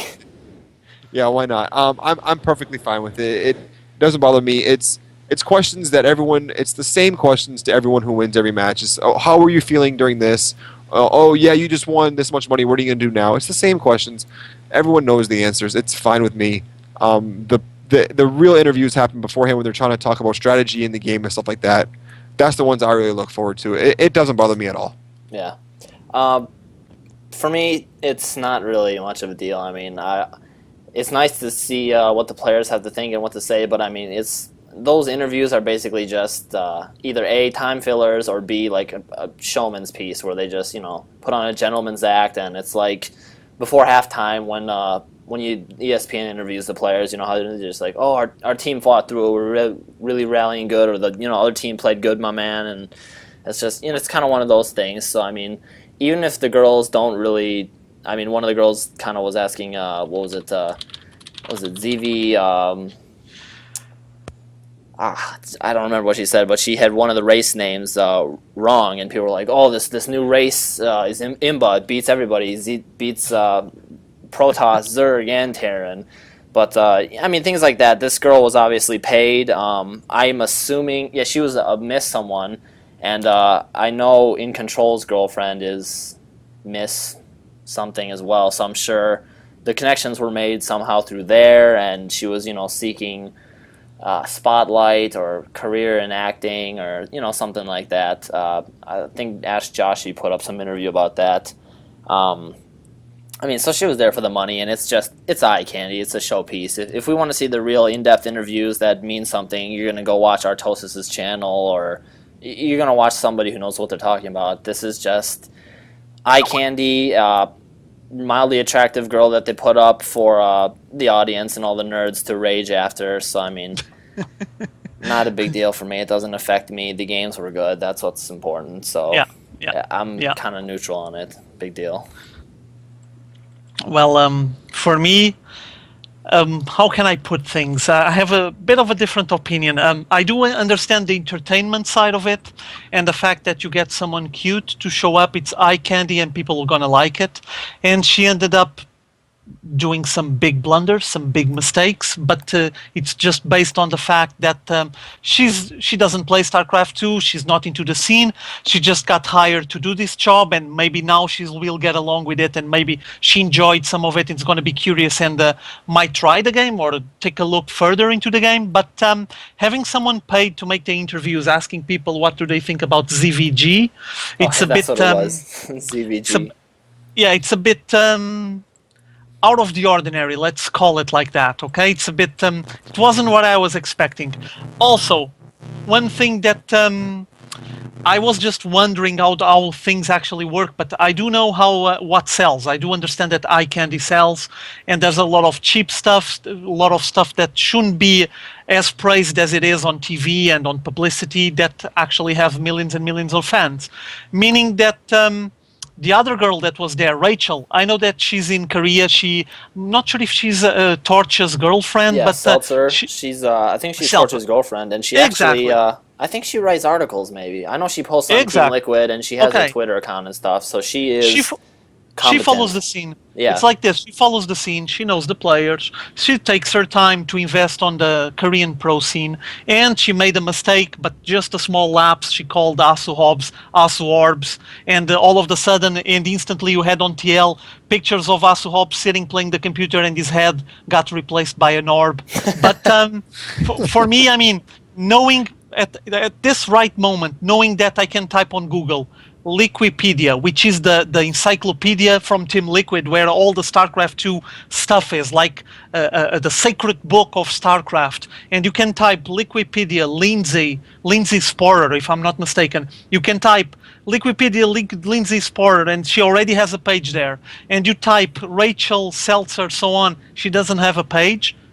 Okay, it says a lot about the viewers, but I respect that. I mean, Calling them people. out, Hydra. Call them out. No. People want to watch what they want to watch and enjoyed it. I understand the entertainment factor, the fun factor, but would I like to have the ZVG girl asking the same question and saying excellent, excellent, excellent all the time on every event for the future? No. Personally, I wouldn't. What I would like to see from her is she made comments while she was at the event saying, I don't know much about the game. That's good. She admitted it. It's nice. She said, but I'm liking it. I'm going to take a look at it. I'm going to look deeper into it, and maybe I'm going to start playing. So if she shows up on a future event showing some knowledge that she knows something and she can actually contact with the players and knowing who they are, I'm going to be happy. At the moment, Lindsay Sporer, for me, is just someone that is getting boosted on the internet because nerds want to take a look at her. That's all. The shorter the shorts, the shorter the top, the better for the nerds. Also, last comment, respect for Rachel Seltzer. Yes, she had the Asu Orbs mistake. For me, it's not a big deal. Yeah, it happened. I mean, dude, it's come on. It's a big event, and it's a big live event. If I was up there, who knows how many stupid mistakes I would have made? And I know. I know she already worked in the past, and she's in Korea providing us with a lot of content. So respect for her. Also, In Control's girlfriend, Anna Prosser, if I'm not mistaken, she's fairly used to the community. She already made a lot of interviews and all of that. She was fine. She shows up on State of the Game and stuff too. So I mean, yeah.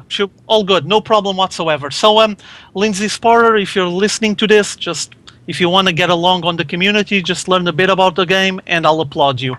The rest, for now, just wasn't the best. I just expected more for some reason. I don't know how to explain it. Maybe it's because I'm 34, I'm not 20 anymore. So I look at things maybe in a different way. I don't know. I want some more. Maybe the nerds are just need to get used to the fact that there needs to be more content than just eye candy. My personal opinion.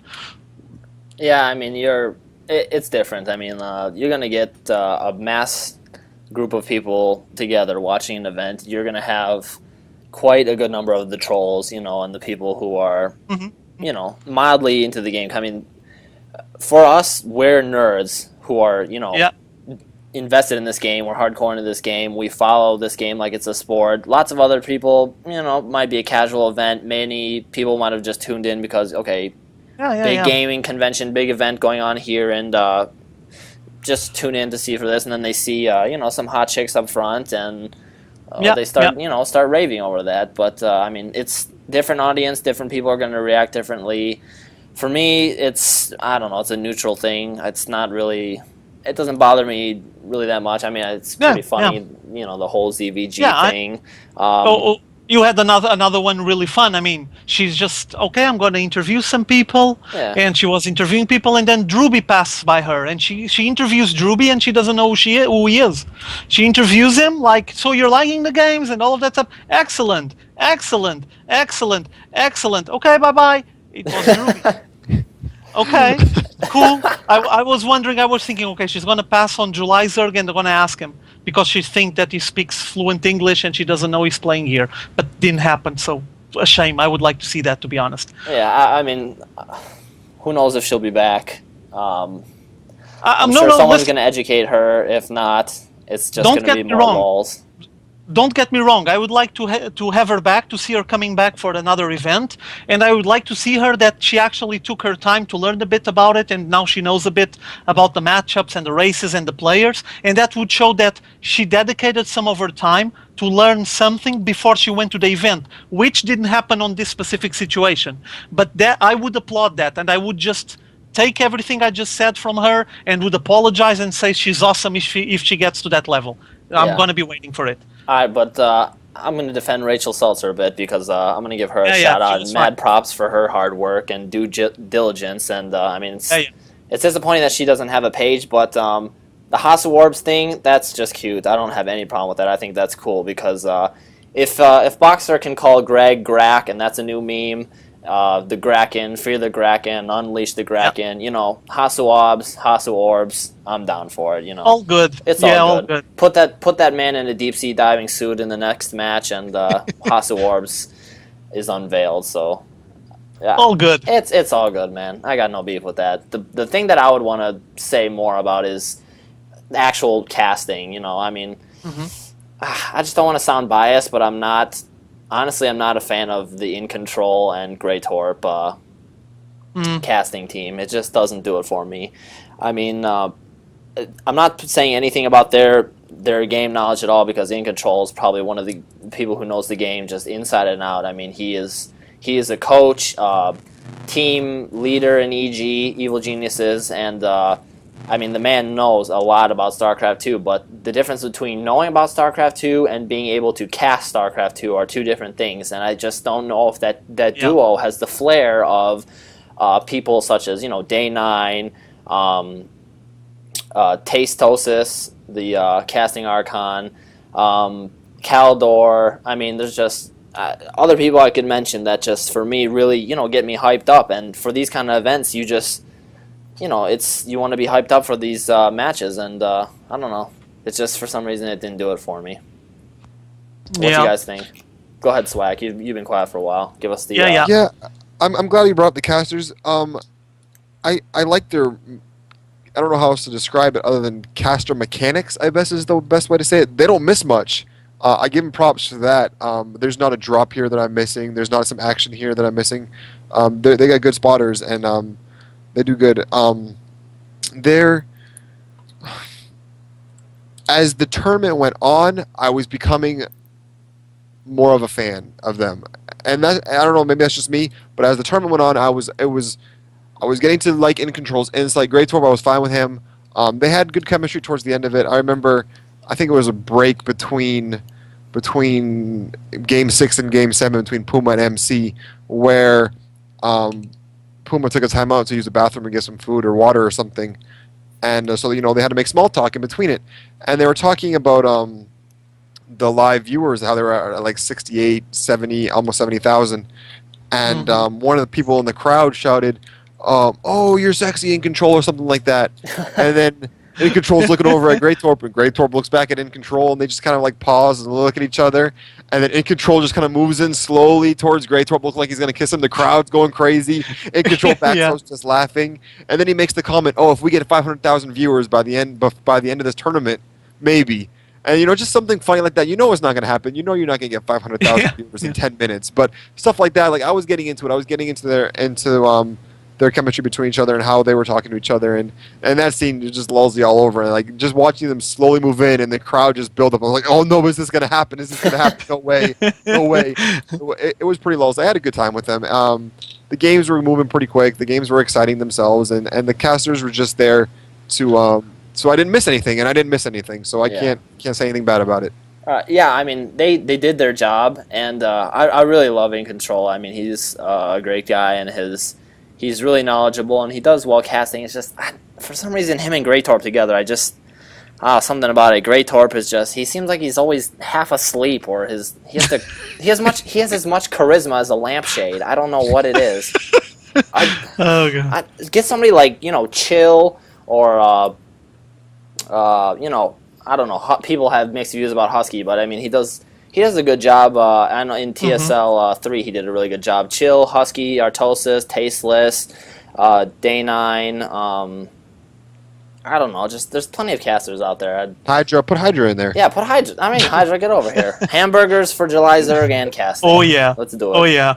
Well, my personal opinion, I never have much beef with casters, probably because I'm one as well, and I get a lot of torching on YouTube. Well, let me just clear the water. I don't have beef against them. I'm just saying, as a spectator event and a spectator sport, I mean, if you're watching football or something, and it's the casting does matter. At least for me, it really does matter, and it for me it can change the way the game is, and Okay, for me personally, I do like to have a good casting. I'm not. I never get too much worried. I mean, I might be watching a game with some caster that I don't know of, or some caster that is not my favorite. I can still watch the game, no problem whatsoever. He can say whatever he wants. I'm just watching the game. I can evaluate things for myself.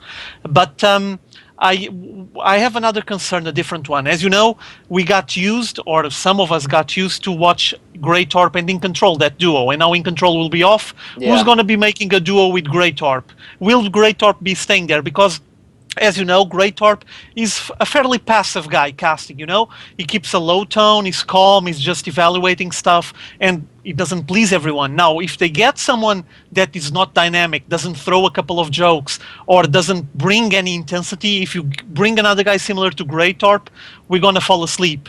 Now, on another subject, I do enjoy Great Torp and In Control. I don't think that I could enjoy as much if it was Great Torp all by himself, because he lacks a bit of emotion. We do respect. He reminds me a bit of when I saw some VODs casted by Idra alone. Idra has a tremendous insight into the game, brilliant perspective, is very good making his commenting, but when he's casting alone, he's monochordic. He's just with the same tone of voice the whole time, doesn't matter what's happening. A probe died, same tone. Hell breaks loose and the whole map explodes, same tone as he used for the probe dying. And that kills me a bit. I mean, the guy doesn't show emotion. It's like he's not enjoying what he's doing. That's basically what I'm saying. I mean, okay, for me, let's evaluate the cat. Look at Tasteless and Artosis together.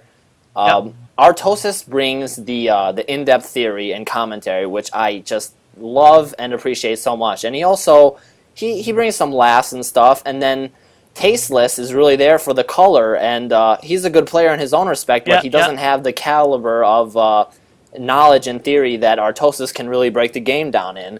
Whereas I'm going to expound on the example that you brought up with Idra. Idra, player who knows the game inside and out and is just really, really solid, and he knows how to call the game, and it's just fantastic to see him call something ahead of time and just say, okay, this is what he's going for, this is what's going to happen. Then you see it unfold before your eyes. But sometimes when he casts the EG Masters Cup, he'll do it with someone like DJ Wheat, for example. Yeah, works fine. Who brings out the color, and he really it's the nice contrast that they work together and meld together. So I think that if you're going to have somebody with Great Torp, you have to have somebody to balance that. And for me, it seemed like In Control was doing the, bringing the color, and he's also responsible for, that just over the top, the insight into the game, because he's just so knowledgeable. I mean, I want to see more of a good mix, and if it's going to be Great Torp all by himself, that's going to be a bit rough for me to watch. I might doze off to that, but you know what I'm saying? I'm sure.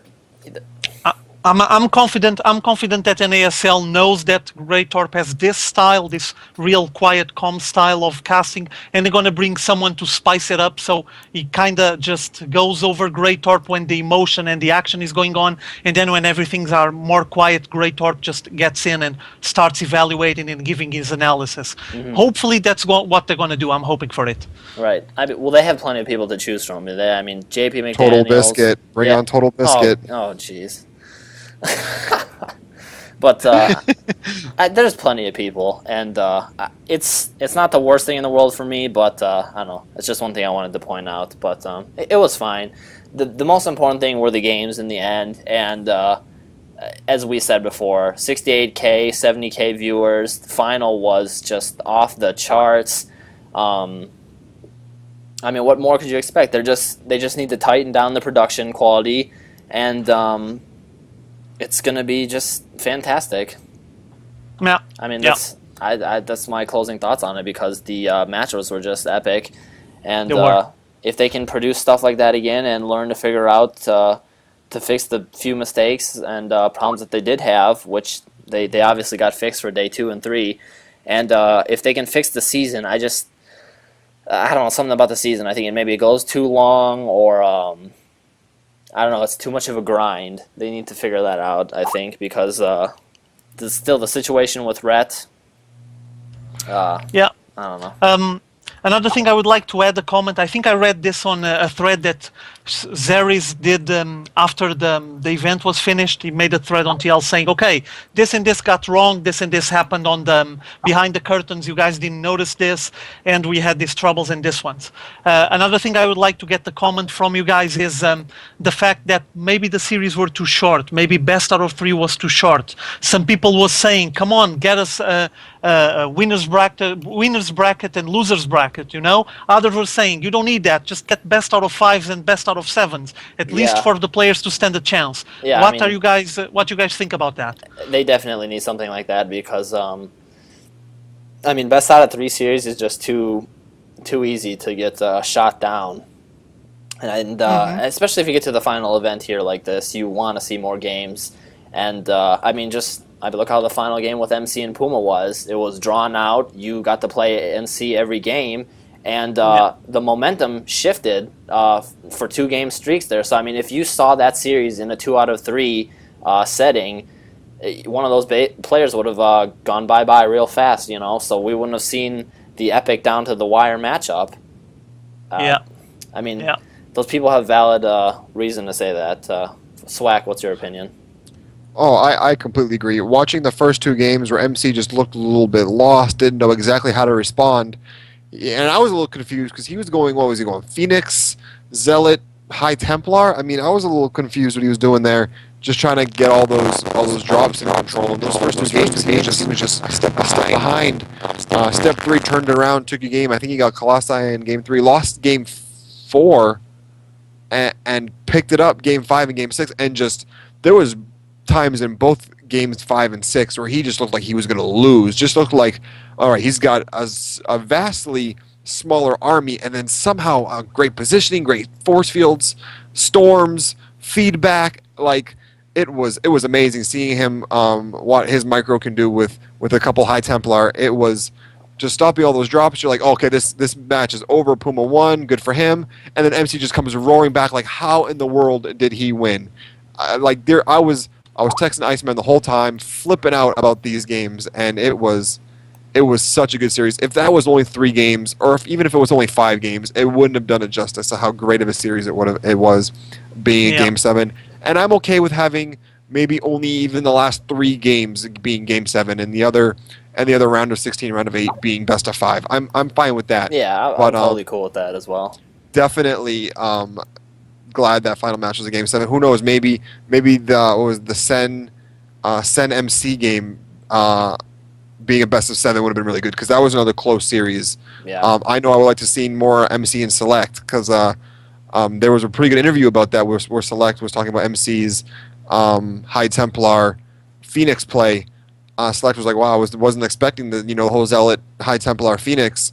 And it just stopped all of Select's drops, and then somehow Puma found a way around that. And it's just those little things where it just takes that extra game to get the hang of it, to know that player's play style, to say, okay, this is his timings. I think I'm starting to get it down.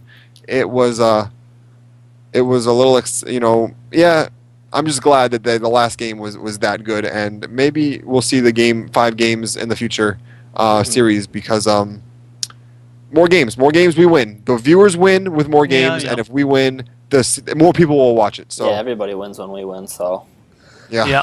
But more games is not something that I'm gonna shun. So bring on the games. Last thing I want to mention about MLG and NASL. I keep getting these acronyms mixed up. NASL. Last thing I want to mention up. You guys see the Zenio dropped handshaked on In Control, and then he goes checks out Sen in the booth, and Sen hi, gives him the wave. But what do you think going on there? Think Zenio's taking a page from Midra and leveled up his BM game, or what? Swag, go for it. I'm perfectly fine with BM. I like it that he's stepping it up. I like it that he's saying, it just gives a little flair to the dramatic. You have your guys who have BM in all of your sports, your hockey, your football, basketball, all of them. Everyone has that loudmouth player on it, and having going back and forth with the trash talk. I know that we've talked about this, or you guys have talked about this in other episodes, but I am a fan of it. I enjoy it. Makes me laugh. It makes me go look up what they're doing. It makes me watch that game. Oh, did you see that game where Idra left early when he lost to a fake army? Boom, I watched it. I'm a fan of it. Where there's the BM, I love it. I love it, and I always will. And he sucks in tournaments, and it's fact now. But you know what? I am a fan, and it's just because of his BM. He's different than everybody else, and so he will always be around. Let me ask you, do you think it was BM, or do you think that people have made the claim that he just completely did not see In Control coming and he saw Sen in the booth and he went over to check out Sen? Do you think that's true, or do you think he purposely gave In Control a cold shoulder there? I want to say it's on purpose. I think he knew what he was doing. Okay. Hydra, now you go. You do. You're in a tournament. Everyone's watching. No, I think you know what you're doing. Okay, so I don't know the reasoning. I don't know the reasoning behind it. Maybe just he didn't pay attention. Maybe it was BM. Come on, none of that. Don't be diplomatic. Okay, let's hear the truth. Just say it. I already linked for you guys the last link I sent to you guys on Skype, and the same link is available there on the chat. You guys can recall there, can see there what Zinio did to Idra when he was in Korea back in the day. Yep. Okay. Give it the backhand. The backhand. Yeah. Does he know? Does he know that In Control is from the same team EG? Maybe he doesn't want to. I don't know. Maybe he doesn't want to greet. Maybe he doesn't want to compliment in any way or give any attention to someone from the same team. Will that be related with anything? And I know he has beef with Idra. I don't know if you remember, but back a while ago we had TLO on the show, and TLO stated exactly that. TLO said, no. When I was in Korea, I saw those two, and there's really something going on between them. There's some quarrel there. They just don't like each other, and it's complicated. They can't get along. So maybe Zinio just thought, no, this guy is from EG as well. If he gets along with Idra, he's not my friend, so I'm gonna move. I'm gonna pass him. That might be, but unless I'm able to mind read Zinio or to interview him, I guess I'm just gonna leave all of this for you guys to consider and think about and share your opinions, because I'm pretty sure that there's going to be a lot of people agreeing and disagreeing with me anyway. Yeah, well, obviously, but that's a really cool point that you brought up about continued rivalry with Team EG. It could be linked to that he knows, In Control's the head man of this team. He obviously backs Idra, so I want no part of this. It could very well be that. Honestly, if you're on the stage like that, and it was, In Control's a big guy, and if you see a big guy like that in front of you, and you're walking along the stage, I don't know. If your micro and APM is as high as it is, I would think your eyeballs have the same APM, and they can see the hulking figure of In Control coming towards you. So, honestly, in my mind, for right now, I'm making the judgment that he did it on purpose, and maybe. Yeah, unless we hear otherwise, I'm sure it's gonna. We're gonna hear more about it, I'm sure, and hopefully the truth is brought to light. But for right now, in my mind, he avoided the handshake, and how classy that was or how unclassy that was, doesn't really matter. In Control played it off real well. He's a class guy, and I don't know. It's fun things to talk about, we wouldn't have stuff like that to talk about on the show if that didn't happen. So it was interesting to see, and it's going to be somewhat of a hot topic to discuss, I guess. It's the gossip bit of it, Yeah, exactly. People like to. It's like the off topic, but related with the event, and it's always fun to comment. It's basically as it's fun to comment on Lindsay Sporret comments or the Asu Orbs or any of that stuff. Basically the same thing. Yeah. They might have something there, but it's not relevant for the game. For people that are just purists and want to sit down and watch some games, they don't even need to care about any of this. So move on, and the game will be fine. Yeah. Real quick, just wanted to say that Zenio plans to do any backhands. He better not do it to In Control because he'll probably pick him up and press him and toss him across the room. Just saying. He's a big guy. He's not the frail Idra. He's a bear. So Zenio, just a warning: don't try to backhand In Control. Okay, so now what next? Last bit of news, I guess. Just want to talk about real quick. Guys, maybe if you've heard about this already or if you've seen the news, this pertains to North Americans, people in the U.S. There is a bill going through that's trying to be passed through the Senate, Bill S.978, where it's trying to outlaw and ban copyrighted material from being streamed. This would include gaming. Gaming streaming is becoming extremely popular. For example, Justin TV is one of the major powerhouses. They've opened up Twitch TV, which is a new their gaming division dedicated to gaming streaming. And I just think that people need to be aware of this if they haven't heard about this. I'm not sure the portion of people on our show who are from the Americas who would be affected by this, but I know that myself and Swack would be affected, and this is just absolutely heinous to have something like this passed, and I honestly don't think it's going to go anywhere because it would affect way too many people, and it would just completely make null and void all the media and streaming out there on the internet, which is quite heavily, if not predominantly, affected by gaming. So yeah, if you guys want to, you can go on the internet and look up this bill, and there are plenty of petitions and links everywhere for you to write to your senator and just say, listen, come on, man, we don't want this bill. We're not supportive of this. Just be against this. This is completely crap. Yeah. I'm against it. Swack, any thoughts on it? You obviously are against it. Get on and be heard, guys. Get on and be heard. Just let people know. I don't think it's going to happen. I mean, even stuff like ESPN has a stream site. I don't think like this is going to happen. So, I just to be safe, err on the side of caution. Just go out there and say, hey, look, we enjoy Justin TV or whatever site you guys are watching your gaming on. So, just get out there, and it takes 5 seconds. Go out there and just check off that you signed it. So. Mm-hmm. Yep. Definitely. I think that's about it. I don't have any other news topics or any. Well, you still got the names confirmed for NASL Season 2. Oh yeah. Sorry, they're already qualified. Yeah. Go for it. And there's also, even more interesting than that, you have the names of the guys that will not be invited anymore. Yeah, sorry, I completely passed over that. Welcome. Hydra, why don't you, since you were so keen on that, or pointing that out, just lead it for us here. Okay, just there's already a fairly decent list of the players that are confirmed for the next season, Season 2 of NASL.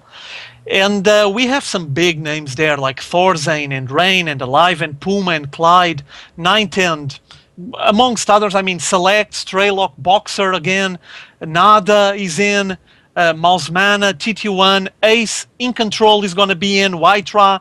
There's a big list, but the interesting bit for me is players that apparently they don't want them to come back in again. I was wondering, see if I could find here on the list. Let's see. Where are those guys? I don't remember where I found that, but I recall it was Pain User and like 3 or 4 more guys that they're just not welcome. They kind of like blacklisted them, at least for the following season. And now I'm taking a look here at the document and I don't see where I placed that, which is a bit annoying. I don't see it on here either. Yeah, never mind. I just kind of missed it for some reason. But I recall that Pain User was one of them, probably related with him missing some of the matches on the end, on the final steps of the league. And it is a bit unfortunate to have this blacklist, but it's the way things work. I mean, I'm pretty sure they want to keep it flowing and have a nice fluid event, a nice fluid league. So if you keep getting people in that just skip and miss it when they feel like it, gets to a point where you don't have a proper league. You just try to bring on names that people would like to see there, but then the names is not enough. Like the person behind the name needs to show up to play. And so they took the hard decision. I'm pretty sure it wasn't easy to just set some names on the side. But instead of focusing more on that negative side of the news, check the positive, I mean, you're going to have Puma, the guy just won NSL 1. He's going to be there. Plenty of members from Team TSL, actually, Alive, Puma, and Clyde. And then you're going to have more Koreans. You're going to have the Emperor, Slayer's Boxer, OGS and Snare as well, Squirtle. I'm checking as well. Where is it? I think I saw Nada here. Yeah, there it is, Nada as well. So plenty of gamers then from Zenio as well. From what I can see from Europe, you're going to have Moro and Dark Force and Liquid Rat and White-Ra, and also plenty of Americans from what I can see, plenty of North American players. Sheth will be there, Axlav, Hydra, obviously, Kiwikaki. Plenty of gamers, and feel stacked at the moment. And keep in mind that this list is not the definitive one, meaning that we might gonna be having more names added to it. So if they step up the production values, we might be here witnessing one of the finest online tournaments, and also for the finals, supposedly they're going to be live as they were on season 1. We might be having one of the best events ever, and I'm going to be waiting for that. I'm going to be excited and waiting for it to just show us, for the NASL organization to show us the quality of what they came up with.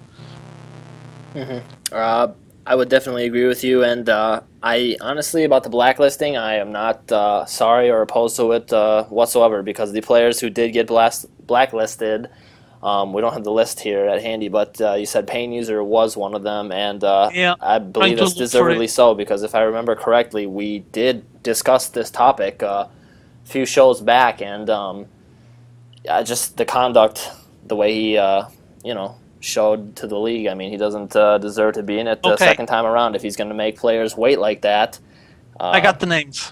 I got good. the names. Read them for us. Not sure if you can show the list or not, but I'm going to say it anyway. It's on that link.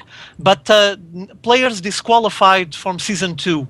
Terrence, Cloud, QXC, Pain User, Kawaii Rice, Goody, Drewby, Rainbow from Team StarTale, and Liquid TLO. Protosses, Liquid Tyler, Grubby, Artoses, and Naniwa. And Zergs, Six Jacks Vibe, Slush, Liquid Hypro, Cats, and EG Machine. So we do have some big names here that are disqualified. They're not going to be showing up. And this might be uneventful. Maybe we just don't even notice that they're missing there. But I do see some monsters here that maybe people would like to see them playing. That's a big one. Naniwa. Naniwa is another. Grubby. I mean, there's plenty of good names here. I'm not sure if you're able to show that on the stream or not, but those names are really big names, and they're disqualified for different reasons, obviously. Some of them I know that it is because they missed some of the days on the league, some of their matches, and some others were a bit disappointed. Maybe they weren't very happy about how the things were going, and they might have expressed themselves on the wrong way, and then ASL decided that we're not going to get these guys in again. They're going to start missing games, and we're going to be on the same trouble we were on the previous season. So on an organizational side, for NASL, I understand the decision. Like, they want to have all the matches being played, and they want to have a fluid event. And based on that, I think it was a correct decision. Hopefully in the future, these players won't be blacklisted anymore, and we might be seeing them getting back into the tournament. Yeah, I mean, Naniwa for one, I mean, he said, thank goodness this is over, so I'm not sure that it really matters for him. Artosis being blacklisted, I'm not sure that it's blacklisted in terms of his the way he interacted with people, because I'm sure he's very... might be. You know what I think? It's his playing. I think he lost too much. I think a lot of these players are on record-based. Yeah. And there's also the fact that I'm pretty sure there's players here that got disqualified because basically NASL contacted with them and they said, I don't have the time, I'm sorry. Yeah, so I mean, we don't want to stir this up or make this to seem that these players have bad reputation or are being blacklisted and being punished. I mean, in the only case that I would think of it would be Pain User is not asked to come back, possibly because the way he just avoided matches. And for other players, it would be just due to their the performance. They did not make the cut. So yeah, I mean, it's not all in a completely negative light. And I think they're doing this because they want to bring in fresh, new players. Hopefully, we get to see Demaga show up That'd be nice to see him. I know you would like to see that Hydra. Oh yeah, no doubt about it. Let me just rephrase this so people don't think I have a very negative perspective over this disqualified thing. No. I'm pretty go sure ahead. that several players there, they just got contacted and say, hey man, I don't have the time. My schedule is set to go for this tournament, or I don't have the chance. On Liquid TLO side, might be even related with his health condition at the moment. Yeah, exactly. So there's a lot of situations. Obviously, some of these players might be for other situations, but I don't have any proof of it, so I'm not gonna make any more comments based on that. I'm just gonna let it go, and you guys can consider it by yourselves by reading the list that we're just showing on the stream. That's it. Yeah, Swack. Any thoughts? No, I'm glad you said it because I was reading over that list and I was looking through the 5 divisions, and all of them are the top 3 of the division, 8 through 10, minus 91. 91 was the only one who I think he finished 3rd in his division. Definitely, I think it's more based on play and on record than it is on conduct. And this is good. I like it. It keeps it fresh. You're not going to see the exact same tournament every year or however long when season 2 starts. You put new players in. You invite some people back. It keeps it fresh. You don't want to see the same divisions. You don't want to see the same brackets. And I like it. It's blacklist might be the wrong. Yeah, I think the wrong word. Maybe I used the wrong expression. You didn't make it. You needed to make a certain cut. You're not allowed to come back for 1 year. Maybe in season 3 you can come back. So blacklist maybe is a bad word. Blacklist sounds like they did something wrong, and they just the performance didn't keep them in it, and they just want to keep it fresh, bring in new people. Yeah, and I'm okay with that. Exactly. Specifically in the cases of Artosis and Tyler, I mean, Artosis is completely busy. He's not a bad player, but he's just not a top tier pro gamer right now. He went 2 for 16 in the season. I'm not bashing the guy. I'm just giving you guys the statistics as they are. Tyler, another player who we have